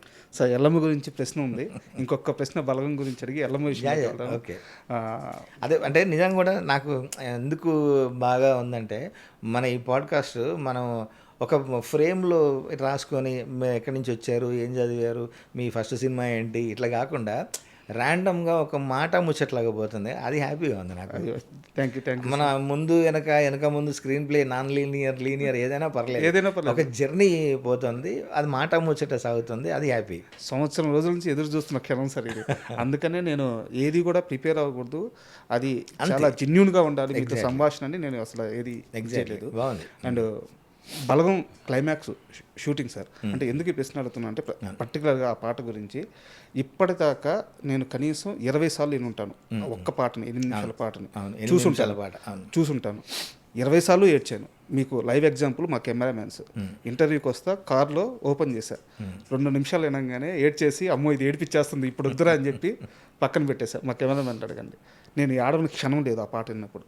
షూట్ చేస్తున్నప్పుడు ఏం జరిగింది, లేదా పాట తయారవుతున్నప్పుడు ఏం జరిగింది, మీ అంత బలమైన పాట రాస్తున్నారు కదా, అప్పుడు మీ మనస్తత్వం ఎలా ఉంది, మీ మనసులో ఆలోచనలు ఎలా ఉన్నాయి? బలగం సినిమా జరుగుతున్న రోజులు డిస్కషన్ దగ్గర నుండి, అంటే నేరేషన్ దగ్గర నుంచి, డిస్కషన్ దగ్గర నుండి, పాట పుట్టిన దగ్గర నుంచి, పాట ట్యూన్ కడుతున్న దగ్గర నుండి, అవన్నీ అవుతున్న కొద్దీ రికార్డ్ చేస్తున్న దగ్గర నుండి మేము ఏడవని క్షణం లేదు. అవునా? ఏడవని క్షణం లేదు. ఏదో ఒక సందర్భం తలుచుకొని భీమ్స్ ఏడ్చేవాడు, వేణుని ఏడ్చేవాడు, నేను ఏడ్చేవాడిని. అసలు ఈ పాట రికార్డింగ్ చేస్తున్నప్పుడు ఆవిడ కొమర ఎవరైతే పాడిందో ఆమె, అసలు వాళ్ళకి తెలుసు, వాళ్ళు రెగ్యులర్గా పాడే వాళ్ళ బాణీలు తీసుకొనే మన సినిమాకి తగ్గట్టుగా నేను రాశాను. అది 8 నిమిషాల పాట. బాణీలన్నీ వాళ్ళ దగ్గర నుంచి తీసుకున్నవే. అంటే వాళ్ళు రెగ్యులర్గా వాళ్ళ పనే అది, వాళ్ళ వృత్తే అది. వాళ్ళు ఏంటి, ఎవరు చనిపోయినా పోయి పాడుకొని డబ్బులు తీసుకొని రావడం. పేర్లు మారుతాయి కానీ రోజు పేర్లు మారుతాయి కానీ వాళ్ళు పాడేదంతా సేమ్. అంత వాళ్ళ జీవితమే అది. అట్లాంటిది నేను రాసి ఇవన్నీ ఈ సినిమాకు తగ్గట్టుగా మనం అన్నీ అల్లిన తర్వాత రికార్డింగ్ అంతా అవ్వగానే బోర్న ఏడ్చింది ఆవిడ పాడేటప్పుడు. ఏడ్చిన ఆ వీడియో కూడా వేణన్న దగ్గర ఉంది. మేము మామూలుగా పాడేటప్పుడు మేకింగ్ వీడియో తీస్తుంటాం కదా, అసలు ఆవిడ పాట అంతా అయిపోయిన తర్వాత గట్టిగా ఏడ్చి వాళ్ళ అన్నల్ని గుర్తు చేసుకుంది, వాళ్ళ చెల్లెల్ని, అక్కల్ని, వాళ్ళందరినీ బంధువుల్ని గుర్తు చేసుకొని బాగా ఏడిచి రిలాక్స్ అయిపోయి, సార్ మా రోజు పని మాది ఇదే అయినా నా లోపల దాగిన దుఃఖం అంతా ఇవాళ బయటపడ్డాయి సార్, అంత అద్భుతంగా వచ్చింది ఇది అని. అంటే అది సినిమా అని తెలుసు, మనం సృష్టిస్తున్నామని తెలుసు, అయినా కూడా ఆ బంధాలు మన దగ్గర నుంచి వచ్చినాయి కదా. అసలు ఆ పేగు బంధం, తోడబుట్టిన రక్త సంబంధం, అది మనం మర్చిపోలేం. అది వచ్చేసరికి నిజంగా ఏడవని రోజు లేదు మేము. అంత బాగా మా జీవితాల్లో చాలా ఒక ప్రత్యేకమైన పేజీ ఉంటుంది, దానికి ప్రత్యేకమైన గుర్తింపు ఉంటుంది దానికి. ఆ పాటలో ఇంటికి పెద్ద కొడుకు అని చెప్పి ఆ పెద్ద కొడుకు వర్షన్ వస్తుంది, అవును, చిన్న కొడుకు వర్షన్ వస్తుంది, అన్నతో మంచిగా మెలుగు అని చెప్పేసి. ఎప్పుడైతే ఆ చెల్లెలు వర్షన్ స్టార్ట్ అవుద్దో, చెల్లిని కడుపులో పెట్టుకొని కాచుకొని రా చెల్లి జాగ్రత్త రా అని చెప్తున్నప్పుడు అసలు నిజంగా అసలు చాలా అందులో ఒక మాట రాసాము. అందుకనే ఎండి బంగారాలు ఎన్ని ఉన్నా పుట్టినింటి ఎల్లిపాయ కారమే ఆడవాళ్ళకు ఇష్టం బిడ్డ అని. వెల్లుల్లి కారమైనా పుట్టింట్లో వెల్లుల్లి కారమైనా చాలా ఆమెకి ఎన్ని బంగారం వెండి ఉన్నది కాదు, పుట్టింటి నుంచి రావాలి, అదే మమకారం అనేది రాశాం. నాకు 2 అక్కలు సార్. ఓ అంటే బాగా ప్రేమగా ఉంటాం ముగ్గురం. ఆ పాట విన్నప్పుడు ప్రతిసారి ఏంటంటే వాళ్ళు టక్కున గుర్తొస్తారు. దూరంగా ఉంటాం, వాళ్ళు ఎక్కడో ఊర్లో ఉంటారు. అవును అవును బాగా కనెక్ట్ అయిపోయి ఆ పాటతో నాకు తెలియకుండా సారీ. లేదు వాటర్ తాగుతారా? పర్లేదు. కవితో మాట్లాడేటప్పుడు ఇది ఎంజాయ్ చేయాలి సార్. నిజంగా అసలు నాకు మేము అసలు ఎన్నిసార్లు అనుకున్నాము. ముఖ్యంగా అదే ఆ బలరామ నరసయ్య పాట అప్పుడు ఆ రికార్డింగ్ అయ్యేటప్పుడు అసలు అందరం వెళ్ళిపోయేవాళ్ళం బయటికి. ఎవరికి వాళ్ళకి ఏదో పని ఉన్నట్టుగా వెళ్ళి బయటికి వెళ్ళి కళ్ళు తుడుచుకోవడం, ఏడవడం. ఓకే, ఇప్పుడు నా పరిస్థితి మీది కూడా. ఇప్పుడు ఎందుకంటే భీమ్స్ అప్పుడు ఆ క్షణానికి ఏదో ఒకటి ఉండేది. భీమ్స్ అయితే వాళ్ళ నాన్నని తలుచుకొని గుర్తు చేసుకొని బాధపడే, అంటే ఆయన బాగా ఆరోగ్యంగా ఉన్నాడు, మంచిగా ఉన్నాడు వాళ్ళ నాన్న అమ్మ, వాడు బాగా ప్రేమిస్తాడు. అవన్నీ గుర్తొచ్చి రేపొద్దున ఏంటి పరిస్థితి, వాళ్ళకి ఏమన్నా అయితే ఏంటి అని ఇట్లా ఆలోచించుకునే వాళ్ళం. ఇంకా అసలు నాకు అమ్మ నాన్న ఇద్దరు లేరు, వాళ్ళని గుర్తు చేసుకొని నేను ఏడవడం. వేణన్న కూడా వాళ్ళ ఫాదర్ లేడు, వాళ్ళ మదర్ ఉంది, ఆయనే ఏడవడం. అసలు ఎడిటింగ్ షూట్లో సినిమా చెక్ చేసుకుంటూ ఒక్కసారి సైలెంట్ అయిపోయేవాళ్ళం అందరం. అయిపోయి అందరం కళ్ళు తెచ్చుకోవడం, గట్టిగా పట్టుకొని ఏడ్చేవాళ్ళం. వేణన్న, నేను, భీమ్స్ గట్టిగా ఆలోచించుకొని ఏడ్చేవాళ్ళం మేము. ఎందుకంటే ఆ సంగీతం, ఆ సాహిత్యం, ఆలోచన వచ్చిన వ్యక్తి, ఆ ముగ్గురే దాన్ని, ఆ పెయిన్ని, ఆ ఆనందాన్ని, ఆ బాధని తీవ్ర స్థాయిలో అనుభవించగలరు. అవును, నేను యాక్చువల్గా బలరామ నరసయ్యకు జాతీయ అవార్డు ఎక్స్పెక్ట్ చేశాను నేను. ఓకే, నేను గట్టిగా అనేవాడిని, భీమ్స్తో చెప్పేవాడిని, వేణుడికి చెప్పేవాడిని, అన్న వస్తుంది ఖచ్చితంగా, ఈ పాటకు జాతీయ అవార్డు మనం కొడతాం, మనం చూడు రాసి పెట్టుకోను అని చెప్పేవాడిని నేను. బలగంకే వచ్చింది, బట్ ఊరు పల్లెటూరుకి వచ్చింది. వేణుగారి రియాక్షన్ ఏంటి సార్ ఇట్లా జాతీయ అవార్డు రావగానే? చాలా చాలా అసలు హ్యాపీ. అంటే మేము మనం అంటాం చెప్పలే, నేను అయితే అంటాం చూసినావా, అది ఆ రియాక్షన్ ఉండే వేనన్నది. చూడు మనం అనుకున్నామా వచ్చింది, అంటే మన నమ్మకం నిజమైంది, మనం గొప్ప సినిమా చేసాము అన్న ఆ ఎక్స్ప్రెషన్ ఏ ఉండేది సార్. అంటే ఒక సంతోషము అది కాదు అసలు, చూసావా మనం అదొక గర్వం, అనుకున్నది సాధించామని. ఇంకా మా భీమ్స్ గారు అయితే ఆ వీడియో కూడా ఉంటుంది, ఎత్తుకొని ఎగిరి పాటలు పాడుకుంటూ ఆ పాట చూసినట్టున్నాం సార్. ఆ పాట పాడుకుంటూ రికార్డింగ్ అన్నపూర్ణలో ఇప్పుడు అక్కడ వాడి స్టూడియో ఉంది, అక్కడ పెట్టుకొని అక్కడనే వర్క్ చేసుకుంటాడు. ఇంకా ఆ స్టూడియోలో నన్ను ఎత్తుకొని మేము డ్యాన్సులు, పాటలు, ఆ పాట పెట్టుకొని ఊరు పల్లెటూరు పెట్టుకొని. సూపర్. అండ్ ఎల్లమ్మ గురించి చెప్పండి సార్, ఎందుకంటే ఇప్పుడు ఇంత ప్రయాణం మాట్లాడుకుంది, ఇప్పుడు ఎల్లమ్మ ప్రయాణం చేస్తుంది ఒకే వ్యక్తులు. సో ఎలా రాబోతుంది ఎల్లమ్మ, ఎలా వస్తుంది? ఎల్లమ్మ గట్టిగా సౌండ్ చేయబోతుంది నిజంగా. మంచి స్క్రిప్టు, మంచి ఏమంటారు ఫ్యామిలీ ఎమోషన్స్ ఉన్నాయి, సంబంధించిన కళలకు సంబంధించిన ఎమోషన్స్ ఉన్నాయి, ఊరికి సంబంధించిన ఎమోషన్స్ ఉన్నాయి, మంచి లవ్ ఉంది హీరో హీరోయిన్ మధ్య, ఒక తల్లి సెంటిమెంట్ ఉంది, ఒక టోటల్ కనెక్ట్గా అసలు ఎల్లమ్మ ఆ కనెక్షన్ ఏంటి అనేది ఒక సినిమా మొత్తంలో ఆ కనెక్షన్ ఉంటుంది. అది కూడా మళ్ళీ మానవ సంబంధాలని, మంచి మన దగ్గర మన ప్రేమ ఆప్యాయతల్ని, ఇవన్నీ బాగా డిస్కస్ చేయబోతుంది. అది ఒక డిఫరెంట్ నేపథ్యంలో చిందు యక్షగాన కళాకారుల వాళ్ళది కాబట్టి ఆ ఫ్యామిలీకి సంబంధించి వాళ్ళ జీవితాలు, వాళ్ళతో ముడిపడిన వాళ్ళ ప్రేమలు. ఏ కళాకారులు సార్? సారీ, చిందు యక్షగానం. చిందు యక్షగానం కళాకారులు. ఓకే, అంటే ఎల్లమ్మను కొలిచే వర్గం ఉంటారు యక్షగానంతో ఈ కళాకారులు అంటూ. ఓకే, అట్లాంటి ఒక కుటుంబం, ఆ కుటుంబం కథ, ఊరితో వాళ్ళకున్న అనుబంధం, అసలు ఈ ఎల్లమ్మ ఏంటి, ఎల్లమ్మకి అసలు వీళ్ళకు మధ్య ఉన్న బంధం ఏంటి, ఇదంతా డిస్కస్ చేయబోతుంది సినిమా. పాటలకి మంచి స్కోప్ ఉన్న సినిమా. దానికి దేవిశ్రీ ప్రసాద్ గారు రావడం ఇంకా అసలు ఒక కొండంత బలం అన్నట్టు. ఆయన టైటిల్ సాంగ్ ఆల్రెడీ రికార్డ్ చేశాము. అసలు టైటిల్ సాంగ్ నెక్స్ట్ లెవెల్లో ఇచ్చారు ఆయన. మనం ఆ గ్లిమ్స్కి ఆయన ఇచ్చిన బ్యాక్గ్రౌండ్ మ్యూజిక్ ఉన్నాం కదా, అసలు ఆ వైబ్ ఉంటుంది టైటిల్ సాంగ్లో. అంటే మేము అనుకున్నది ఇక్కడ కూడా మళ్ళీ ఛాలెంజ్ నాకు. ఊరు పల్లెటూరు ఎట్లయితే సినిమాలో మొదటి పాట, సినిమాలోకి ఆ వరల్డ్లోకి ఎంటర్ కావాలి అంటే జనం అక్కడి నుంచి ఆ వాకిలి నుంచే రావాలి. అవును, ఆ వాకిలి మంచిగా ఉండి అందంగా ఉంటేనే లోపలి బాగుంది అవుతుంది మనకు. అది కనెక్ట్ అయింది కాబట్టి బలగం అనేది ఇంకా అందరికీ చాలా త్వరగా కనెక్ట్ అయింది. అట్లా ఇప్పుడు ఎల్లమ్మ సినిమాలో కూడా ఫస్ట్ పాట మళ్ళీ సేమ్ ఒక ద్వారం లాంటిదే. ఓకే, పాటతోనే ప్రారంభం అయ్యే ఛాన్స్. అంటే ఉంటూ ఆ పాట ఫస్ట్ పాట ఇది. ఆ వాతావరణంలో ఆ వాతావరణంలో తీసుకెళ్లే ఫస్ట్ పాట. ఇప్పుడు ఆ ద్వారం అది కనెక్ట్ అయితేనే మళ్ళీ సినిమాకి కూడా జర్నీ ఆడియన్స్ కనెక్ట్ అయ్యేది అక్కడే కనెక్ట్ అవుతారు. అది మళ్ళీ మాకు మేము వేసుకున్న ఛాలెంజ్ ఒకటి. ప్లస్ ఎల్లమ్మ పాట అనగానే వందల వేల పాటలు ఉన్నాయి యూట్యూబ్లో. కరెక్ట్, అద్భుతమైన పాటలు ఉన్నాయి. ఎన్ని తిరణాలు, ఎంతమంది కళాకారులు, ఎన్ని పాటలు, ఎన్ని క్యాసెట్లు, ఎంతమంది కళాకారులు ఎంత మంచి మంచి పాటలు చేశారు ఎల్లమ్మ అనేసరికి. అది మళ్ళీ మన మార్క్ కింద ఉండాలి, వాటిని మించి ఉండాలి పాట. చాలా పెద్ద ఛాలెంజ్. ఎంత ఛాలెంజ్. నాకు అసలు హైదరాబాద్లో నాకంటూ ఒక మంచి పేరు తెచ్చింది కూడా ఎల్లమ్మ పాటల ద్వారా.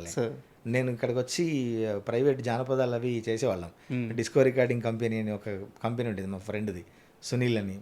తనతో కలిసి నేను 2000 సంవత్సరాల నుంచి ఆల్మోస్ట్ రాజాది గ్రేట్ వరకు కూడా నేను ఈ దేవుడి పాటలు, బోనాల పాటలు అన్నీ రాసేవాడిని. అట్లా నాకు బాగా పేరు తెచ్చిన ఎల్లమ్మ పాటలు కూడా ఉన్నాయి, ప్రైవేట్ పాటలు. అది ఒక నేపథ్యం అది ఉంటూనే ఇప్పుడు వీటన్నింటిని మించిన పాట ఉండాలి. మళ్ళీ ఎల్లమ్మ ఒక తెలంగాణ కాదు, ఆంధ్ర కనెక్టింగ్ ఉంది, కర్ణాటక ఉంది, తమిళనాడు ఉంది, మహారాష్ట్రలో ఉంది, మరాఠీ వాళ్ళకు కూడా ఎల్లమ్మ ఆరాధ్య దైవం. అట్లా ఇంతమంది కనెక్ట్ అయ్యి ఇన్ని పాటలు ఉంటాయి చూడండి. అంటే ఈ ఇంటర్వ్యూ ఖచ్చితంగా వేణుగారు చూస్తారు కాబట్టి మీ ద్వారా చెప్తున్నాను. బలగం చూసిన తర్వాత, ఎల్లమ్మ అని ఆ గ్లిమ్స్ వదిలిన తర్వాత మా ఎక్స్పెక్టేషన్స్ ఎలా ఉన్నాయంటే మేము ఒక కాంతారాన్ని ఊహించుకుంటున్నాం సార్. ఎగ్జాక్ట్లీ. సో మీరు అంటే రైట్ వేలో ఉన్నారు, మేము రైట్ వేలో ఉన్నాం. మరో కాంతార అవుద్ది బాగా. అంటే మంచి ఏమంటారు, ఆ మట్టిలోంచి పుట్టి, అదే మన మట్టి, మన దేవత, మనమ్మ, ఆ తల్లి కథ చెప్తున్నారు. సో ఖచ్చితంగా వేణు లాంటి డైరెక్టర్, మీలాంటి లిరిక్ రైటర్ ఉన్నారు, డిఎస్పి గారు యాడ్ అయ్యారు. సో మా ఎక్స్పెక్టేషన్స్ మాత్రం వేరే లెవెల్లో ఉన్నాయి. లేదు, చాలా బాగుంటుంది సినిమా. ఇన్ని పాటలు ఉన్నాయి, ఇన్ని భాషల్లో కూడా ఎల్లమ్మను ఆరాధించే వాళ్ళు ఉన్నారు. కాబట్టి మన మార్క్ ఒకటి పక్కా ఉంటుంది. అట్లాగే ఇంకా వేనన్న దీని మీద ఆయన మన లేట్ అయింది కానీ బట్ అది ఏమంటారు, అవుట్పుట్ అంత అద్భుతంగా వస్తుంది. సో వెయిటింగ్ సార్ ఎల్లమ్మ కోసం. అండ్ నాకు బాగా నచ్చిన, మీరు స్క్రీన్ మీద ఉన్నప్పుడు ఒక చిన్న విజువల్ చూశాను, నాకు బాగా నచ్చింది ఏంటంటే మీరు, త్రివిక్రమ్ గారు, సిరివెన్నెల సీతారామ శాస్త్రి గారు, రామజోగ శాస్త్రి గారు, ఇంకా చాలా మంది కృష్ణ చైతన్య గారు అండ్ మా కళ్యాణ్ చక్రవర్తి, మీరందరూ కూర్చొని అందరం ఉన్నాం. మీది రాములో పాట గురించి త్రివిక్రమ్ గారు ఎలాగో డైరెక్టర్ కాబట్టి మాట్లాడుతున్నారు. సీతారామ శాస్త్రి గారు ఒక చిన్న పిల్లల్లాగా ఆ పాటను పొగుడుతూ, మిమ్మల్ని పొగుడుతూ మాట్లాడుతున్నప్పుడు నాకు ఎంత ఆనందం వేసిందంటే, అంటే అలాంటి ఒక స్థాయి ఉన్న రచయిత ఇలాంటి ఒక గొప్ప పాట రాసిన రచయితని గుర్తించి, అసలు నిజంగా సాక్షాత్తు సరస్వతి అమ్మవారే మాట్లాడినట్టు, అమ్మ బిడ్డని చూసి మనం ఫస్ట్ మాట్లాడినప్పుడు, తప్పటడుగులు వేస్తున్నప్పుడు, ఫస్ట్ నడుస్తున్నప్పుడు తల్లి ఎంత సంతోషపడుతుందో అట్లా సీతారామ శాస్త్రి గారు సంతోషపడుతుంటే నేను అట్లా ఫీల్ అయ్యా. నిజంగా ఒక తల్లి సరస్వతే కొడుకు ఆడి చిన్న చిన్న తప్పటడుగులు, ఆడ వేసిన బుడిబుడి నడకలు చూసి మనం సంతోషపడతాం కదా, అబ్బా నా కొడుకు నడిచాడు అది అని. ఆయన సంతోషపడుతుంటే నేను అంతలా ఫీల్ అయ్యా. నేను అసలు ఒక అలాంటి అక్కడి నుంచి అభినందనలు రావడము, ఆయన అసలు ఆ పాటను నా పాట కంటే కూడా వీడి పాట అంటే ఆ మాట అన్నాడు అసలు ఎంత సంతోషపడ్డానో. నా మనవాళ్ళు వచ్చి రాములా అంటుంటే నేను ఎంత సంతోషపడ్డారా అని ఆయన చెప్పడము. తర్వాత అది అయిపోయిన తర్వాత వచ్చి, నాన్న నీకు అమ్మవారి కటాక్షం ఉందిరా, బాగా రాయి నువ్వు అని నన్ను ఆశీర్వదించడము, అవన్నీ మర్చిపోలేను అసలు. అండ్ ఆ పాటలోనే నాకు ఒక అంటే కొన్ని ఎక్స్ప్రెషన్ చాలా కొత్తగా అనిపించింది. బిర్యానీకి బొట్టుకల పెట్టినట్టు. సో అంటే ఇప్పుడు ఈ ఎక్స్ప్రెషన్ రావాలంటే కష్టం. అంటే ఇప్పుడు మిగతా ఎక్స్ప్రెషన్లు ఉపమేయ అలంకారాలతో పోల్చుకుంటా వెళ్ళిపోతూ రచయిత ఏమన్నా చేయగలడు, అంత్యప్రాస ఆదిప్రాసను ఉపయోగించుకుంటా ఏమన్నా చేయగలడు. ఇది ఒక కొత్త ఎక్స్ప్రెషన్ లాగా, ఎక్కడ పట్టారు దీన్ని?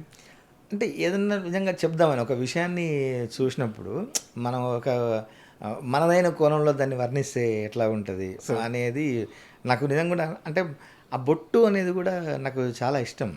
నాకు ఎక్కడ నేను కవిత చదివాను, నేను అది ఎవరు రాశారో నా పేరు గుర్తులేదు కానీ ఆ బొట్టు గురించి ఒక అందమైన చిన్న మినీ కవిత అది. బొట్టు బాత్రూమ్ గోడని, బాత్రూమ్ డోర్ని ముత్తైదో చేసింది అంటాడు. అబ్బా, ఎంత అద్భుతమైన ఎక్స్ప్రెషన్ కదా. అసలు అది చదవగానే అబ్బా నాకు అది బాగా విపరీతంగా నచ్చింది అన్నట్టు. నాకు ఏదన్నా బాగా నచ్చితే కొన్ని రోజులు అబ్బా ఏం రాశాడు సార్ కదా.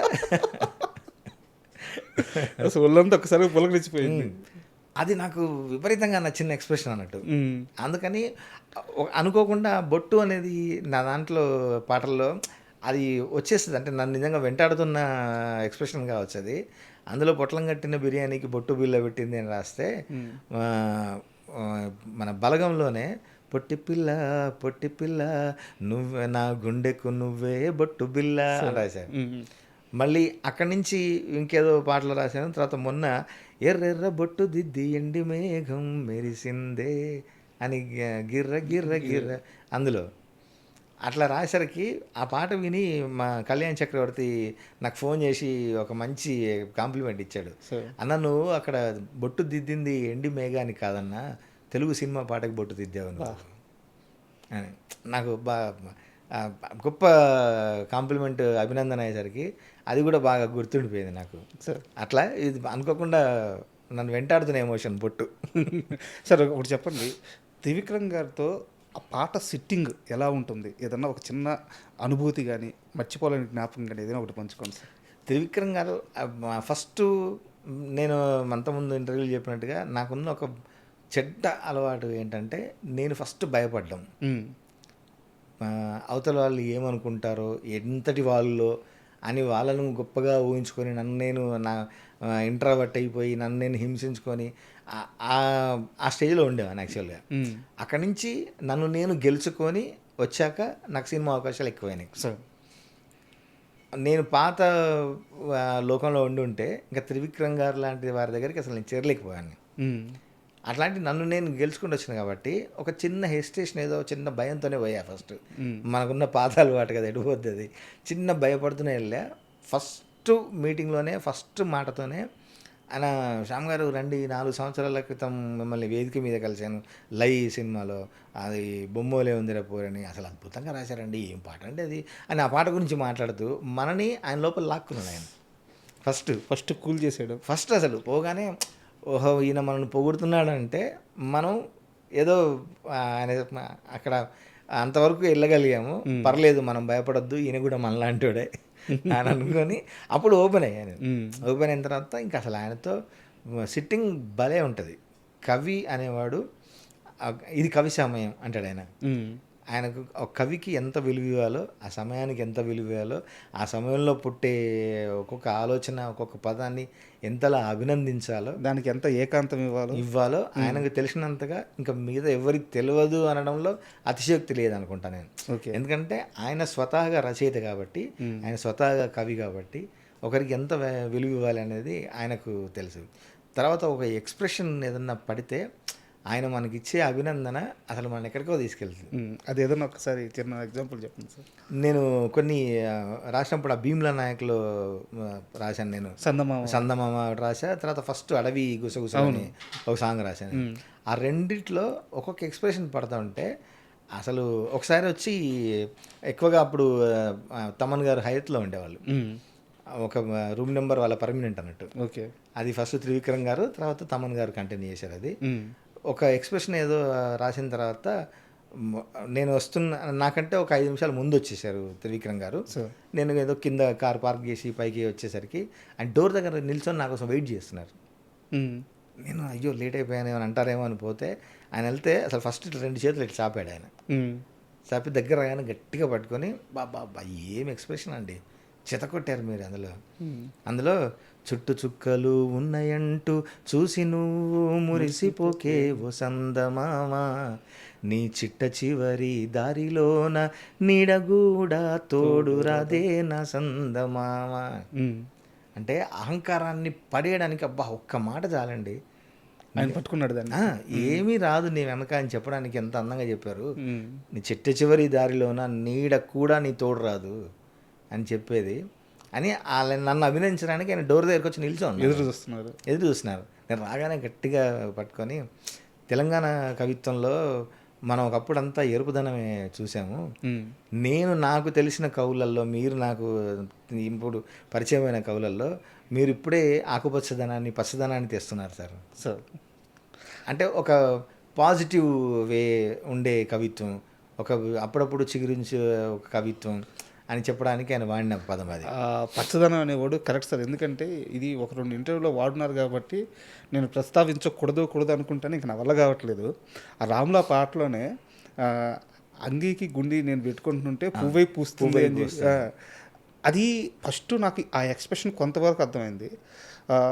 అంటే నేను బటను ప్లాస్టిక్ కదా అని అక్కడ ఆగిపోయాను. తర్వాత నాకు త్రివిక్రమ్ గారు చెప్పిన తర్వాత తెలిసింది ఏంటంటే చెక్క బటన్లు అప్పుడు ఉండేవి కదా, అవును, మనం పెట్టుకునే బటన్. అవును, ఆ చెక్కలో నుంచి హృదయం లాగా పువ్వు అయిపోతుంది, వాడిపోయింది ఉన్నది, ప్రాణం లేని దానికి ఒక కొత్త ప్రాణం అయ్యొచ్చు, కొత్తగా చిగురిస్తా. ఒక్క లైన్ ఒకసారి వాడండి సార్. అది అదే తమ్మల పాకేస్తుంటే కమ్మగా వాసన వస్తావే, ఎర్రగా పండిన బుగ్గలు 2 యాదికొస్తాయే, పువ్వుల అంగీ నేనేస్తే గుండి నువ్వై పూస్తావే, పండుకున్న గుండెల దూరి లొల్లే చేస్తావే. నాకు ఈ నెక్స్ట్ వచ్చిన లైన్కు సీతారామ శాస్త్రి గారు నన్ను అడిగారు అది, అరే ఇంటి ముందు లైటు మినుకు మినుకుమంట అంటే నువ్వు కన్ను కొట్టినట్టు గుర్తుకొచ్చింది అని. అంటే ఇంటి ముందు లైటు మినుకు మినుకు అంటుంటే వాడు కన్ను కొట్టినట్టు ఎట్టా అనిపించిందిరా నీకు అడిగారా?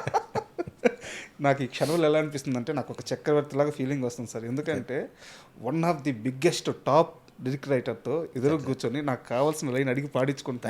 థ్యాంక్ యూ అండి. అది అంటే నిజంగా మన పాటలు ఇచ్చిన, నాకు అట్లాంటి అవకాశాలు ఇచ్చిన వాళ్ళు, అట్లాంటి ఎక్స్ప్రెషన్స్ రాసేంత ఫ్రీడమ్ ఇచ్చిన వాళ్ళు, అందుకు వీళ్ళతో పాటు నేను ఒకరినై ఉండడం అనేది నిజంగా నేను ఒక గమ్యానికి ఏదైతే పెట్టుకొని బయలుదేరానో అక్కడికి వచ్చాను అన్న ఒక ఆనందం అయితే ఉంది.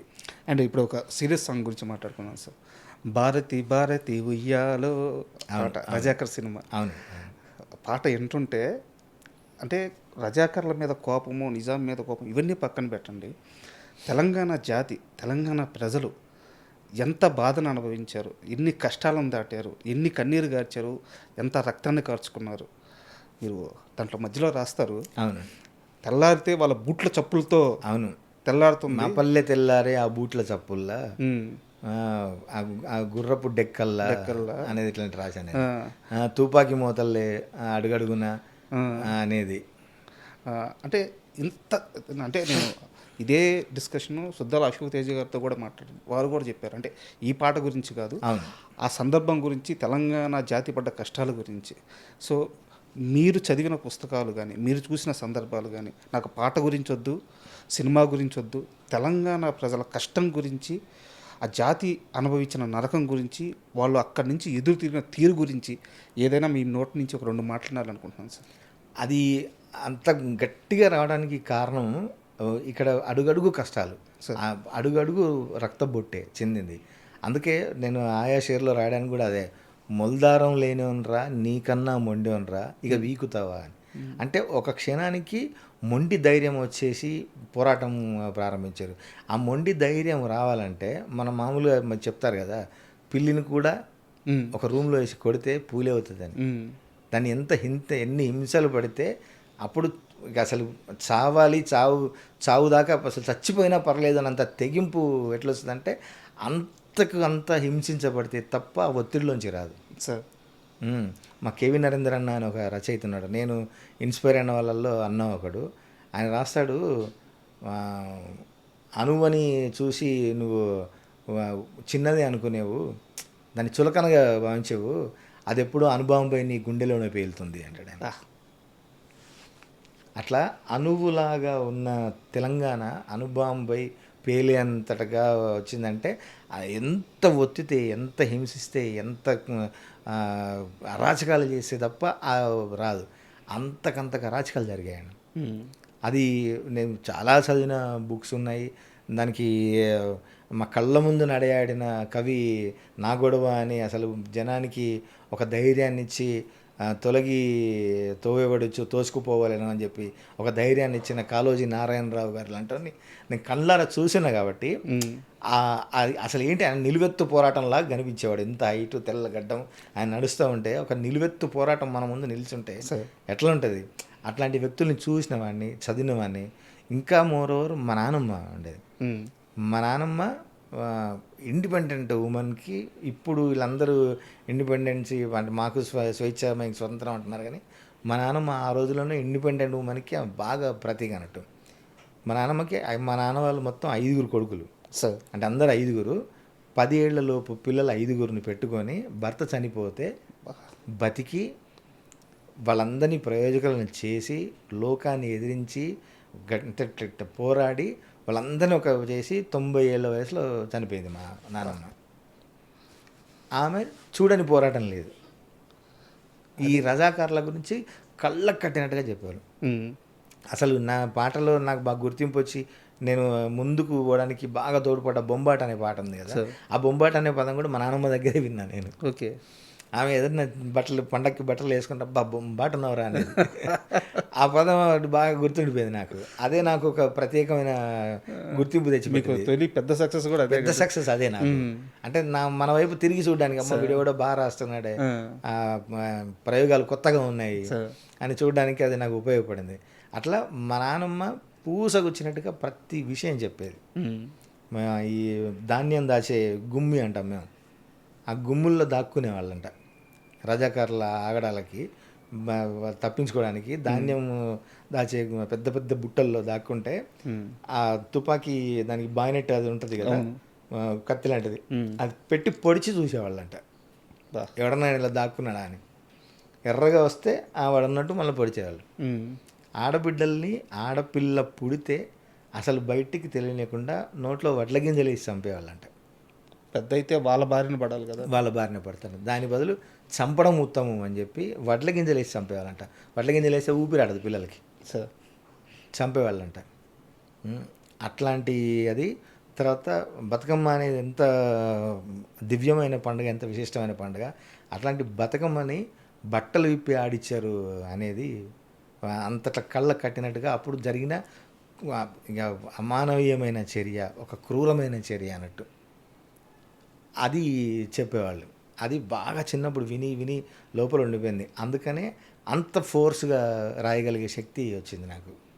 అంటే ఈ సమాజం అన్ని కష్టాలు పడ్డ సాహిత్యాన్ని కాపాడుకుంది సార్. అవును, ఆ పల్లె పాటని, జానపదాన్ని కాపాడుకుంది. ఎక్కడ పాట మొదల అదే కదండి, అదే ఉనికి, అదే చరిత్ర. జానపదానికి ఉన్న గొప్ప గుణం ఏంటంటే రూపాంతరం చెందడం, రకరకాల ఒక ప్లేస్కి వచ్చి అవన్నీ తన లోపల కలుపుకోవడం. ఇప్పుడు ఒక దగ్గర నుంచి ఒక దగ్గరికి పాట ట్రాన్స్ఫర్ అయితే అక్కడి పరిసరాలన్నీ ఆ పాటలోకి వచ్చి చేరుతాయి సార్.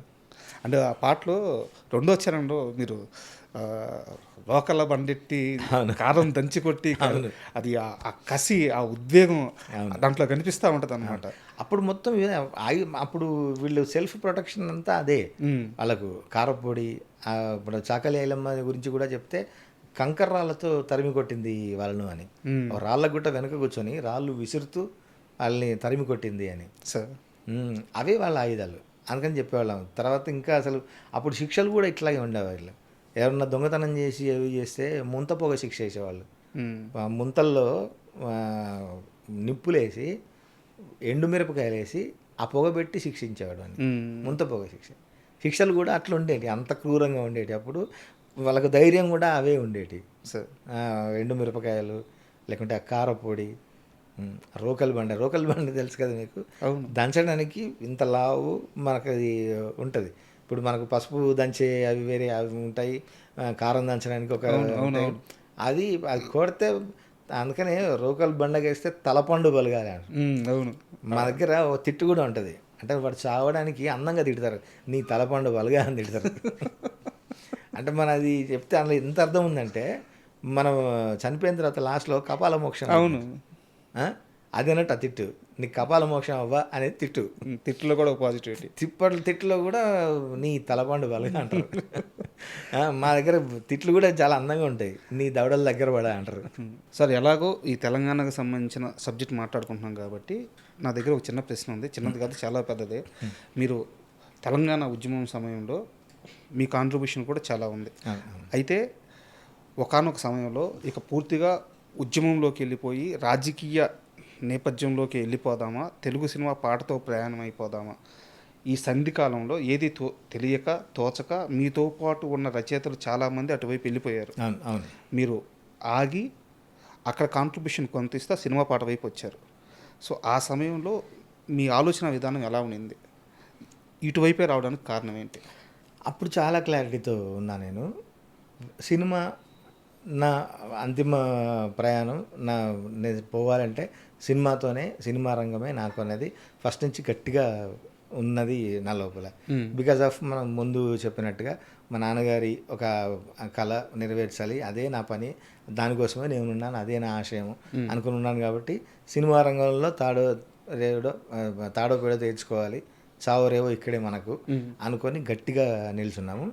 ఉద్యమంలో కూడా చాలా వేదికలెక్కి చేయడం జరిగింది, తెలంగాణ గురించి పాడడం జరిగింది బహిరంగంగా. అంటే అప్పుడు ఇంకా ఉధృతంగా ఉద్యమంలో ఒక ఉద్యమకారుడిగా ఉద్యమించేది లేదు నేను.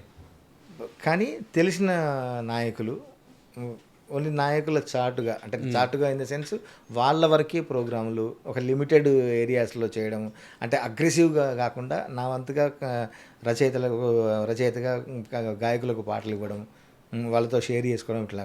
ఇంకా మీకు కరెక్ట్గా చెప్పాలంటే రసమయ బాలకృష్ణ నాకు మంచి మిత్రుడు. అదే నిష్ఠరదా అది రసమయ బాలకృష్ణ అన్న నేను ఒక 7 years కలిసి జానపద ప్రయాణం చేశాం మేము. జానపద కళారంగంలో 7 సంవత్సరాలు మా ఇద్దరం బాగా ఒకే మంచం ఒకే కంచంలాగా బతికాం మేము. తర్వాత తన అంతిమ ప్రయాణం రాజకీయం, నేను నా గోలు సినిమా రంగం. అట్లా ఇప్పటికీ మా ఫ్రెండ్షిప్ ఉంది.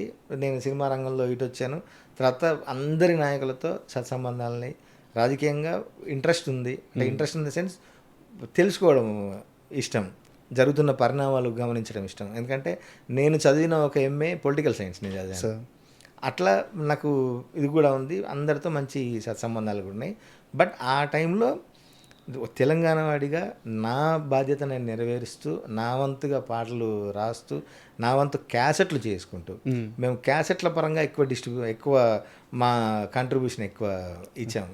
కేసీఆర్ అంత స్థాయి ఉన్న వ్యక్తి వారే తెలంగాణ ఉద్యమాన్ని మనుషులను నడిపితే మనుషుల్ని పాట నడిపింది అని చెప్పారు. అవునండి, అవును.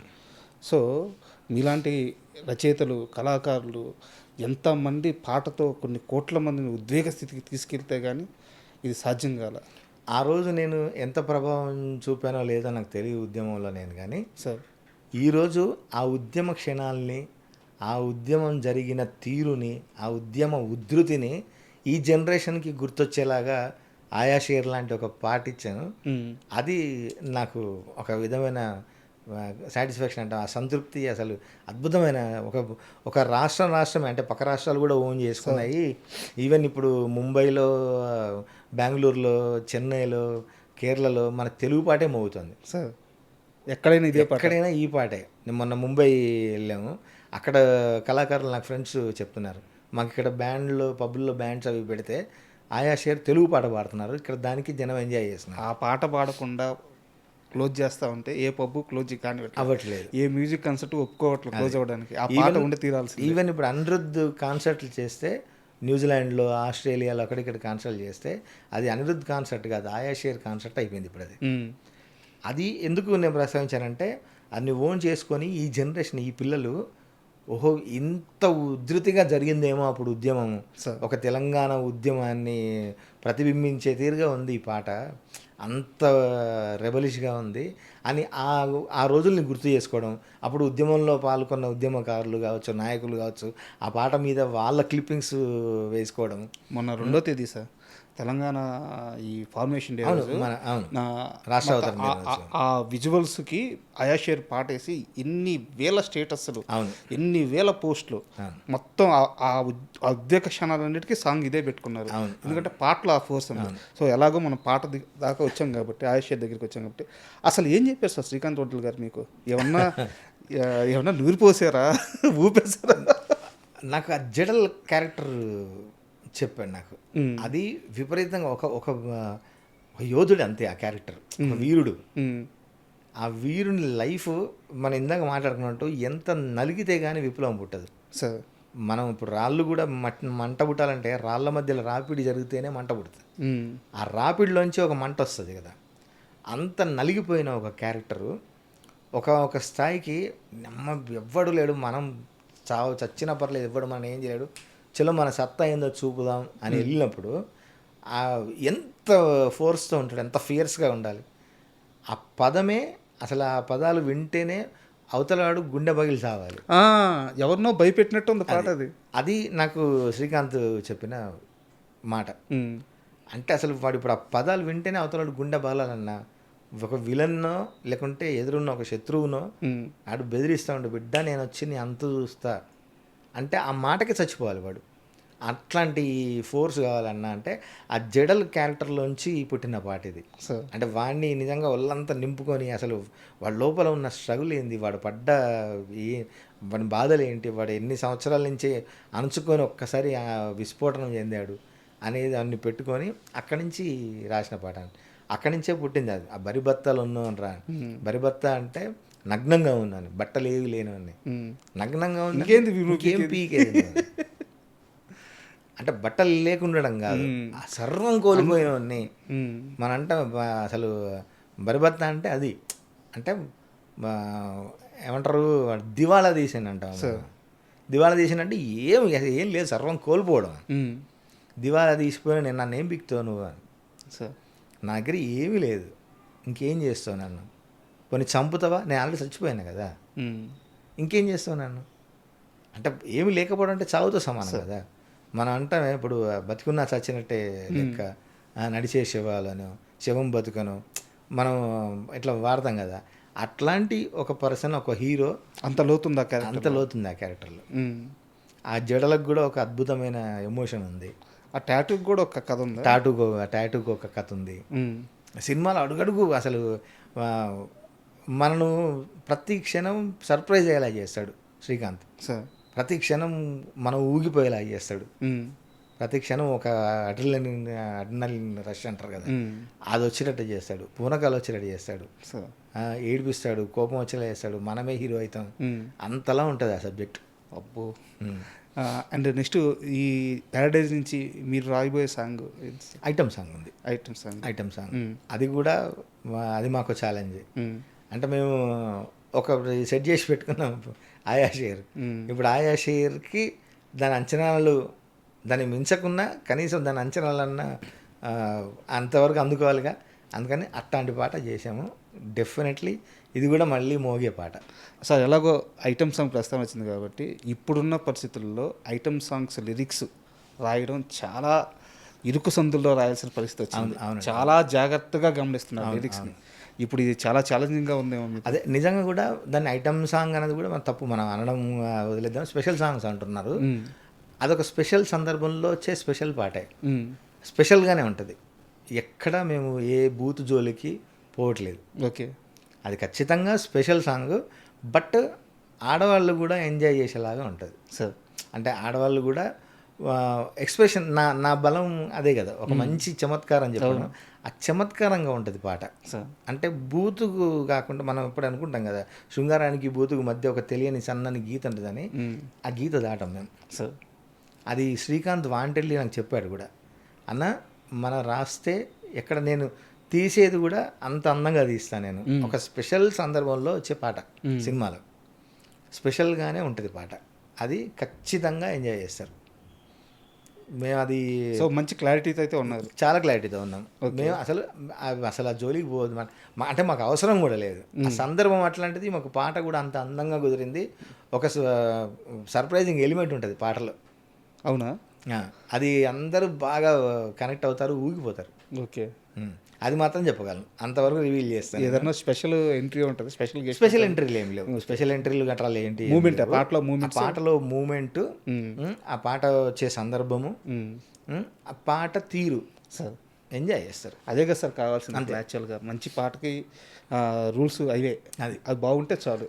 నాకు తెలిసి తొందరలో ఆ పాట కూడా వదులుతారు సార్. అంటే నెక్స్ట్ టీం నుంచి వచ్చేది అదే అనుకుంటున్నాను నేను.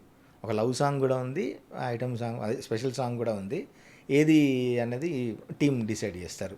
అండ్ మీ ముందు కూర్చొని దసరా సినిమా ప్రస్తావించకుండా, దసరా సినిమా పాటల గురించి మాట్లాడకుండా ఆ ఇంటర్వ్యూ పరిపూర్ణం అవ్వదు. నాకు చమ్కీలా అంగి వేసి అని ఆ పాట సార్, అంటే చాలా మంచి మంచి ఎక్స్ప్రెషన్లు ఉన్నాయి. నాకు బాగా నచ్చేది ఏంటంటే లాస్ట్ క్లైమాక్స్ పాట లాస్ట్కి వెళ్ళిన తర్వాత ఎక్కడున్నా చీకట్లో ఉన్నా వాకిట్లో ఉన్నా కంటికి రెప్పోలే కాస్తాడు మొగుడు. నువ్వు అంటే నీ సైడ్ నుంచి సపోర్ట్ వస్తే వాడు ప్రపంచాన్ని మొత్తాన్ని జయించి వస్తాడు, జయిస్తాడు, నీకోసం యుద్ధాలు చేస్తాడు. నీ బొట్టు నీ గాజులే ఎంతైనా వాని పంచ ప్రాణాలులే. అసలు 3 లైన్లు ఒకసారి పాడండి. గోసల్ని చూస్తూ ఉన్నా ఏదైనా గుండెల్లో దాస్తాడులే, నీ బొట్టు నీ గాజులే ఎంతైనా వాని పంచ ప్రాణాలులే అన్నారు సార్. అయితే అప్పటిదాకా హీరోని సీరియస్గా తీసుకోదు, తన మీద ఇష్టం రాదు. అవును, తన పరిస్థితి అలాంటిది, రాకూడదు కూడా. అవును. అప్పటికి కనీసం ఒక 7-8 సీన్లు పడి ఉంటాయి. ఆ సన్నివేశాల్లో దర్శకుడు చెప్పాలనుకుంటున్నాడు, పరిపూర్ణం అవ్వదు, పాట వస్తుంది, ఒక్క మాట, పాటలో ఒకే ఒక్క లైన్ రాగానే ఆ అమ్మాయి నాని వైపు తిరిగి చూస్తుంది. ఆడియన్స్ దాన్ని యాక్సెప్ట్ చేస్తారు, పాటకుండే పవర్. అవును. సో ఎంత ఛాలెంజింగ్గా తీసుకున్నారు ఆ క్షణాన్ని హ్యాండిల్ చాలా ఛాలెంజింగ్గా. అది నిజంగా నేను ఆ క్రెడిట్ శ్రీకాంత్కి ఇస్తా. అంటే ఎందుకు చెప్పడం అంటే ఆడియన్ని కన్విన్స్ చేయడం అనేది చాలా మామూలు విషయం కాదు. నేను అట్లాగే ఇప్పుడు ఇందులో కూడా ఇప్పుడు జడలు అనగానే మన వాళ్ళు ఫస్ట్ విమర్శించారు, అసలు ఆ క్యారెక్టర్ ఏంటి, నాని వేషధారణ ఏంటి అని విమర్శించారు. ఒక్క పాట రాగానే మొత్తం మారిపోయింది, సినారియో మారిపోయింది. చూడండి, ఆ జడలు కూడా ఇప్పుడు అది ట్రెండ్ అయింది. అమెజాన్లో జడలు కొరత ఉందంటే ఆలోచించండి సార్, జడలు కొనుక్కుంటున్నారు. యాక్సెప్ట్ చేసేటట్టుగా మార్చాడు. పాటలో కూడా దసరాకు వస్తే కూడా నేను శ్రీకాంత్ అడిగిన పాయింట్ అదే. నాకు స్టోరీ నేరేట్ చేసేటప్పుడు మేము ఫస్ట్ పాట ధూమ్ ధామ్ దోస్తాన్ నా పాట రికార్డింగ్ వెళ్ళేటప్పుడు శ్రీకాంత్ ఇద్దరమే వెళ్ళాము. పాపం నిద్రతో ఉన్నాడు ఫుల్ శ్రీకాంత్, షూటింగ్ చేసి వచ్చి. అయినా నేను నిద్ర పోనీయకుండా ఏదో క్వశ్చన్లు వేస్తూ గెలుపుతూనే ఉన్నా. పాపం మనకి ఏదో కావాలి కదా అని అప్పుడు నాకు ఈ పాట సిచ్యువేషను ఇది చెప్పాడు.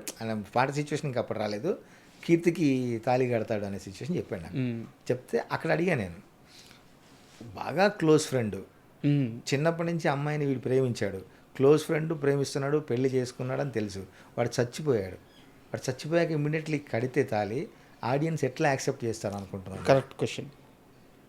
ఏ ధైర్యంతో నా సీన్ రాసావంటే అన్న నాకు చాలా కన్విన్సింగ్ పాయింట్ ఉంది నా దగ్గర. అంటే నేను అనుకున్నది అది, వాడు చిన్నప్పటి నుంచి ఆ అమ్మాయిని బొట్టు గాజులు అంత అందంగా ఊహించుకొని అట్లా ఉన్నప్పుడు చూసే ఆ ముద్ర ఉండిపోయింది, అవి లేకుండా చూడలేడు. కేవలం ఆ ఒక్క కారణంతో తాళి కట్టాడు అంతే. అంతేగాని అమ్మాయి మీద ప్రేమతోని కాదు, అమ్మాయిని ఏదో అనుభవించాలని కాదు, ఏం లేదు. వాడి కళ్ళల్లో అమ్మాయి మంచిగా నిండుగా బొట్టు గాజులు అవి ఉండాలి, అది ఒక్కటే కారణం అన్నాను. నాకు విపరీతంగా నచ్చింది, భలే పాయింట్ ఇది అని. అది పెట్టుకొని పాటలో కథ చెప్పాలి, జనాలు అమ్మాయి చూసే మూమెంట్ కూడా పాటలోనే ఉండడం బాగా అది అదృష్టం, ఛాలెంజ్ కూడా బాగా కుదిరింది. ఛాలెంజ్ నేను ఈ పాట ఇది చెప్తే ఖచ్చితంగా జనాలు సినిమా చూసిన తర్వాత ఈ పాట గురించి మాట్లాడుకుంటారు అని ముందు అనుకొని వాంటెడ్లీ రాసింది అది. శ్రీకాంత్తో కూడా నేను చెప్పా, అంటే డైరెక్టర్ గారు అనొచ్చు, నాకు అంత ఫ్రీడమ్ ఉంది, నాకంటే తక్కువ ఏజ్ అయినా అన్న కొంచెం క్లోజ్నెస్ ఉంది కాబట్టి పేరు పెట్టే పిలుస్తున్నా. నాకు శ్రీకాంత్ నేను చెప్పా కూడా, ఈ పాట సినిమాలో చూసిన తర్వాత దీన్ని కనెక్ట్ అయ్యే వాళ్ళు ఎక్కువ ఉంటారు చూడండి, అదే చెప్పాడు. ఇప్పటికీ శ్రీకాంత్ కూడా నన్ను ఇదే అడుగుతాడు, ఎప్పుడన్నా ఉన్నప్పుడు బాగా నవ్వుకుంటూ అడుగుతాడు, అన్న ఈ 3 పాటలు నేను ఏం చెప్పా నీకు, ఏం అర్థమైంది నీకు, నాకు ఏం అవుట్పుట్ ఎట్లా ఇచ్చావు, ఎట్లా ఇచ్చావు నువ్వు అని అడుగుతాడు. అంటే నువ్వు రాసుకున్న క్యారెక్టర్లలోనే అంత బలం ఉంది, అవే మనతో పలికిస్తాయి. నేను మొన్న మా వాళ్ళకి ఎవరికో ఒక వేరే పాట రాస్తాను తెలంగాణ గురించి, ఈ జనరేషన్కు చెప్పుదామని ఒక కథ, తెలంగాణ కథ చెప్దామని. దానికి నేను ముందు నా వాయిస్ ఇచ్చినప్పుడు, నా బయట ఇచ్చినప్పుడు నేను మాట చెప్పా, ఈ తెలంగాణ మట్టి నాకు ఎన్నో మాటలు నేర్పింది, ఎన్నో మాటలు ఇచ్చింది, ఆ మాటలే ఇప్పుడు నాకు కళ నుంచి జాలువారే పాటలు అయ్యాయి. సో అట్లా నీ క్యారెక్టరే నాలోంచి వచ్చే పాట, ఆ క్యారెక్టర్లో అంత డెప్త్ ఉంది కాబట్టి నాకు పలుకుతుంది అది. అండ్ ఒక సరదా ప్రశ్న సార్, సరదా ప్రశ్నే బట్ ఇది నిజమని నాకు బాగా తెలుసు. సుకుమార్ గారిది 100%లో మూవీ ఉంది కదా, దాంట్లో ఆ సినిమా కథ అంతా చాలా వరకు మీ లవ్ స్టోరీకి దగ్గరగా ఉంటుంది. ఆ కథ ఏమన్నా కాదు, 100% నిజం అది. ఎందుకంటే నేను మా మిస్సెస్ ఇద్దరం 1st to 10th కలిసి చదువుకున్నాం సార్. మా మధ్యలో పోటీ కూడా అట్లాగే ఉండేది. ఒకసారి నేను ఫస్ట్ వచ్చేది, ఒకసారి తను ఫస్ట్ వచ్చేది, ఒకసారి నేను క్లాస్ లీడర్ అయితే ఇంకోసారి తను క్లాస్ లీడర్ అయ్యేది. ఇట్లా టామ్ అండ్ జెర్రీ లాగానే ఉండేది మా మధ్య. అక్కడి నుంచి వచ్చిందే. నిజానికి కూడా 100% నిజమే. మీరు చూసినప్పుడు మీకు అనిపించిందా ఆ మూమెంట్, సినిమా చూస్తున్నప్పుడు ఇదేదో మనకి సంబంధించిన క్షణాలు ఉన్నాయి దీంట్లో? అవును. అయితే కాకుండా అక్కడ బావ మరదళ్ళు అదొక ఉంటుంది, కానీ ఇక్కడ మాకు చుట్టరికం లేకున్నా అంతవరకు ఓకే, సేమ్ క్లాసు చదువుకోవడం అదంతా మేము ఫీల్ అయ్యాం కూడా. వారు ఎంతవరకు చదివారు సార్? తను ఆర్కిటెక్ట్, బీఆర్క్ చేసింది, ఆర్కిటెక్ట్, ఇక్కడ జేఎన్టీయూలో చేసింది, ప్లస్ తన వాస్తు ఎక్స్పర్ట్. ఓకే, వాస్తు అది చూస్తుంది. తర్వాత ఇండివిజువల్గా తను కొన్ని కాంట్రాక్ట్స్ కూడా చేసేది, అంటే అట్లా టంకీ వర్క్ తీసుకొని చేయడం అట్లా చేసేది. ఇప్పుడు ఇంట్లో నుంచే అన్నీ మెయింటైన్ చేసుకుంటుంది sir. And few more questions, last few more questions. ఆయాషర్ రిలీజ్ అయిన తర్వాత ఇండస్ట్రీలో రెమ్యునరేషన్స్ పరంగా బిగ్గెస్ట్ రెమ్యునరేషన్, అంటే మీరు అడగకపోయినా మీకు ఇస్తున్న సందర్భం, టాప్ పొజిషన్లో ఉన్నారు కాసల శ్యామ్ అని చెప్పి గట్టిగా వినిపిస్తుంది. అది ఇంకా వాళ్ళు మనకు ఇచ్చింది. నేను అడిగేది ఒకటైతే అడుగుతున్నాము, వాళ్ళు నిజంగా స్వచ్ఛందంగా అంటే పెంచవచ్చు, తన పాటలు మనకి ఇంత ఇస్తున్నాయి అనేది వాళ్ళు డిసైడ్ చేసిందే. ఒక్క మాత్రం నేను చెప్పగలను, నా రెమ్యునరేషన్ పెంచడంలో ఒక దర్శకుడు ఉన్నాడు. ఎవరు సార్? ఆయన నేను ఎప్పుడూ మర్చిపోను. అంటే రెమ్యునరేషన్ పెంచినందుకు కాదు, ఆయన ఒక రచయితల పక్షపాతి ఆయన సార్, మా హరిశంకర్ అన్న. అబ్బా, నేను అంతవరకు తీసుకున్న రెమ్యునరేషన్లు ఒక ఎత్తు, హరిశన్న సినిమాలకి నేను తీసుకున్న రెమ్యునరేషన్ ఒక ఎత్తు. మొన్న దీనికి ఉస్తాద్ భగత్ సింగ్కి నా రెమ్యునరేషన్ పెరగడానికి ముఖ్య కారణం హరిశంకర్. ఎందుకంటే హరిశన్నకు బాగా ఇష్టం పాటలు. హరిశన్న నన్ను ఎప్పుడు కలిసిన డ్యూయెట్లో, రొమాంటిక్ డ్యూయెట్లో చెద్దరు అనే ఒక పదం వాడాలని ఎట్లా అనిపించింది అన్న నీకు అంటే, ధమాకలో అయితే నిద్దర్లు మానేసి తెల్లార్లు మనం చెద్దర్లో చేద్దామే తిరణాళ్ళు, చెద్దరు అంటే దుప్పటి అని. పాటల్లో చెద్దరు అనే పదం వాడామంటే ఇంకా నిన్నెవడు కొట్టేవాడున్నాడు అంటే, అట్లాంటి పదాలు రాస్తావు నాకు ఇష్టం అన్నా అని బాగా మెచ్చుకుంటుంటాడు. మిగతా పాటల గురించి కూడా, మిగతా రచయితల గురించి కూడా తను మాట్లాడే తీరు, ఒక మంచి పదం రాస్తే వాళ్ళని తల మీద నెత్తి మీద పెట్టుకుంటాడు హరీష్ అన్న. అంటే ఆయనకి అంత ఇష్టం, ఆయన రైటర్ కదా ఆయనకి. అంటే మిగతా దర్శకులందరూ చాలా మంచి విలువ ఇచ్చేవాళ్ళు, అందరూ మంచి అద్భుతంగా చూసుకునేవాళ్ళు. హరీష్ అన్న ఒక పాలు ఎక్కువ, ఒక రవ్వ ఎక్కువ. నేను ఇంటర్వ్యూ చేశాను సార్, నా ఇంటర్వ్యూలో చెప్పారు ఆయన దేవుడి రూమ్లో ఇళయరాజా గారి ఫోటో, వేటూరు గారి ఫోటో, 2 దేవుడి రూమ్లో ఉంటాయంట ఆయన. సో అంత సాహిత్యాన్ని, సంగీతాన్ని అంత ఇష్టపడే ఇష్టపడతాడు. రచయిత కష్టము, రచయితకి ఎంత ఇవ్వాలన్న ఆలోచన అన్నీ తెలుస్తాయి. అవును, పెరిగింది మాత్రం హరీష్ అన్న వల్ల. ఇంకా ఆయాషర్ ఇచ్చాక ఆటోమేటిక్గా వాళ్ళే ఇస్తున్నారు. మా నిర్మాతలు, దర్శకులు అందరూ కూడా చాలా మంచివాళ్ళండి సార్. అయితే ఇన్ని విషయాల్లో పర్ఫెక్ట్గా ఉండే కాసల శ్యాము, ఇన్ని విషయాల్లో స్ట్రాంగ్గా ఉండే కాసల శ్యాము ఒక్క విషయంలో మాత్రం చాలా బలహీనం. అంటే ఒక ప్లానింగ్ ఉండదు, డబ్బు విషయంలో విపరీతంగా ఖర్చు పెడతారు. ఎగ్జాక్ట్లీ. ఇప్పుడైనా మారారా? ఖర్చు ఇన్ ద సెన్స్ అంటే దుబారా ఖర్చు ఉండదు, దేనికి కరెక్ట్గా ఖర్చు పెట్టాలో తెలియదు, ప్లానింగ్ తెలియదు. అంటే దీనికి ఇప్పుడు మనం పెట్టాలి, ఇదైతేనే కరెక్ట్ అనేది ఇట్లాంటివి ఏమి ఉండవు. ఊరికే ఒక అంటే గో విత్ ఫ్లో లాగా వెళ్ళిపోతా, కానీ దుబారా ఏమి ఉండదు. కానీ అట్లాగని ప్లానింగ్ ఉంటుంది, ఇన్వెస్ట్మెంట్ చేయాలన్న ఆలోచనలు అసలు అవి ఏమి తెలియదు నాకు. అవన్నీ నేర్పించిందంటే నాకు మా ఆవిడే సార్. అంటే ఫస్ట్ నుంచి నన్ను బలవంతంగా చిట్టీలు కట్టించడాలు, లేకుంటే ఇంత ఇన్వెస్ట్మెంట్ చేయడాలు, అక్కడ ఇక్కడ సేవ్ చేయడానికి చెప్పడాలు. ఎందుకంటే తను కూడా ఏంటంటే ఒక కమిట్మెంట్ ఉంటే దానికోసమన్నా పనిచేస్తాను, భయం ఉంటుంది అనే ఒక ఆలోచన. అది సాధారణ మన ఇళ్లలో ఆడవాళ్ళకు ఉండే తత్వమే అది. ఈమెలో కొంచెం ఎక్కువ సార్. అందుకని ఇప్పుడు ఏదైనా ఉందంటే ఆవిడ ప్లానింగే. అది మాత్రం నేను అసలు అందుకని మా వాళ్ళను షాపింగ్ వెళ్దామంటే మళ్ళీ పంపదు, పిల్లలు ఇచ్చి నన్ను. ఆమె అయితేనేమో ఒక లిమిటెడ్ అంటే ఒక బడ్జెట్ పెట్టుకొని ప్లానింగ్లో ఉంటుంది, నా అట్లా ఉండదు, అది పోతూ ఉంటుంది ఇంకా అది. అండ్ ఇప్పుడు ఈ పాటల ప్రయాణం ఇలా సాగుతున్నప్పుడు పెద్ద పెద్ద స్టార్ హీరోలకు రాశారు, మీ దగ్గరికి వచ్చి మీ పాట గురించి మాట్లాడి అవసరమైతే ఆ పాటను మీకే చెప్పి మురిసిపోయి మీతో అంత ఆనందాన్ని షేర్ చేసుకున్న స్టార్ హీరోలు అంటే ఎవరి పేరు చెప్తారు?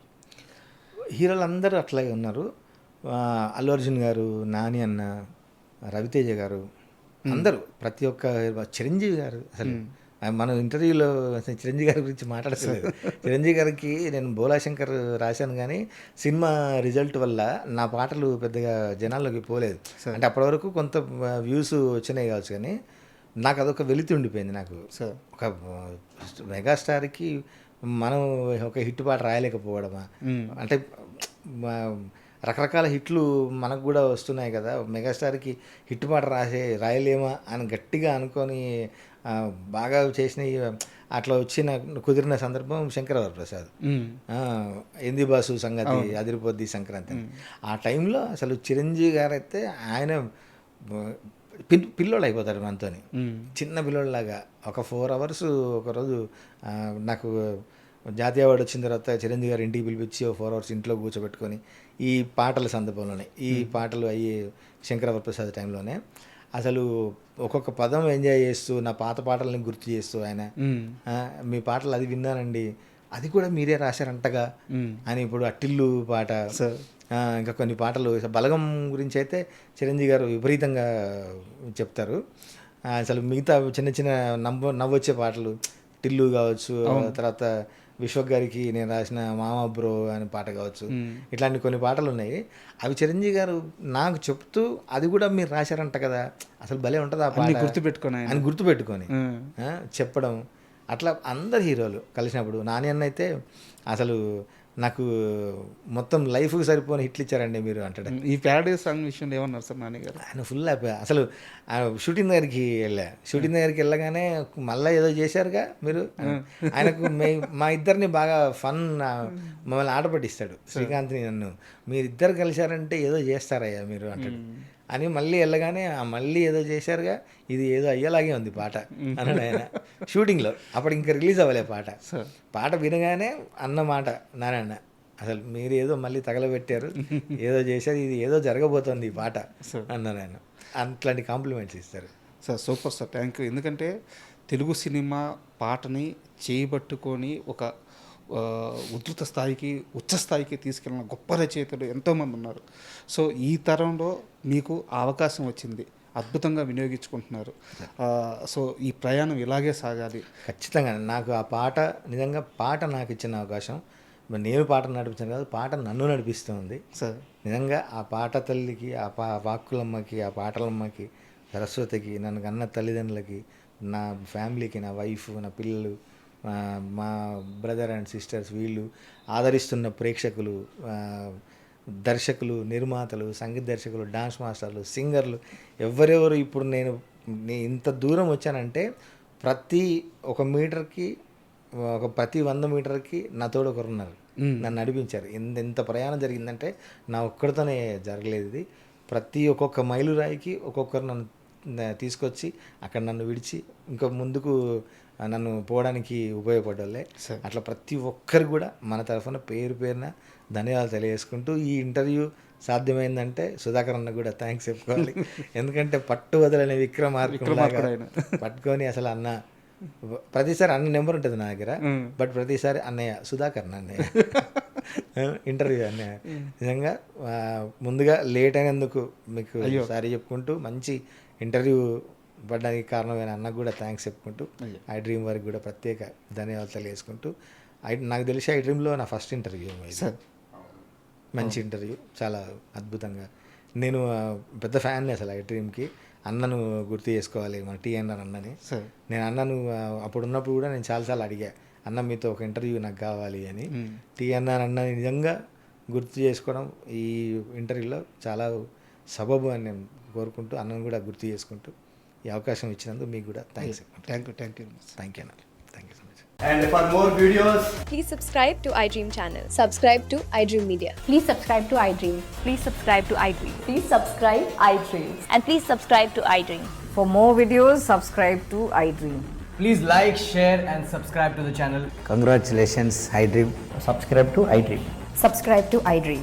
So subscribe to iDream Media. iDream की iDream team अंदर की huge congratulations. Please subscribe iDream Media. Please subscribe to iDream. Subscribe iDream. Please subscribe to iDream. iDream అంటే నా కళల ఛానల్ను సబ్స్క్రైబ్ చేసుకున్న నోరు తిరుగుతలేదు, మీరైతే గంట గుర్తు కొట్టండి. For more such videos, please subscribe to iDream.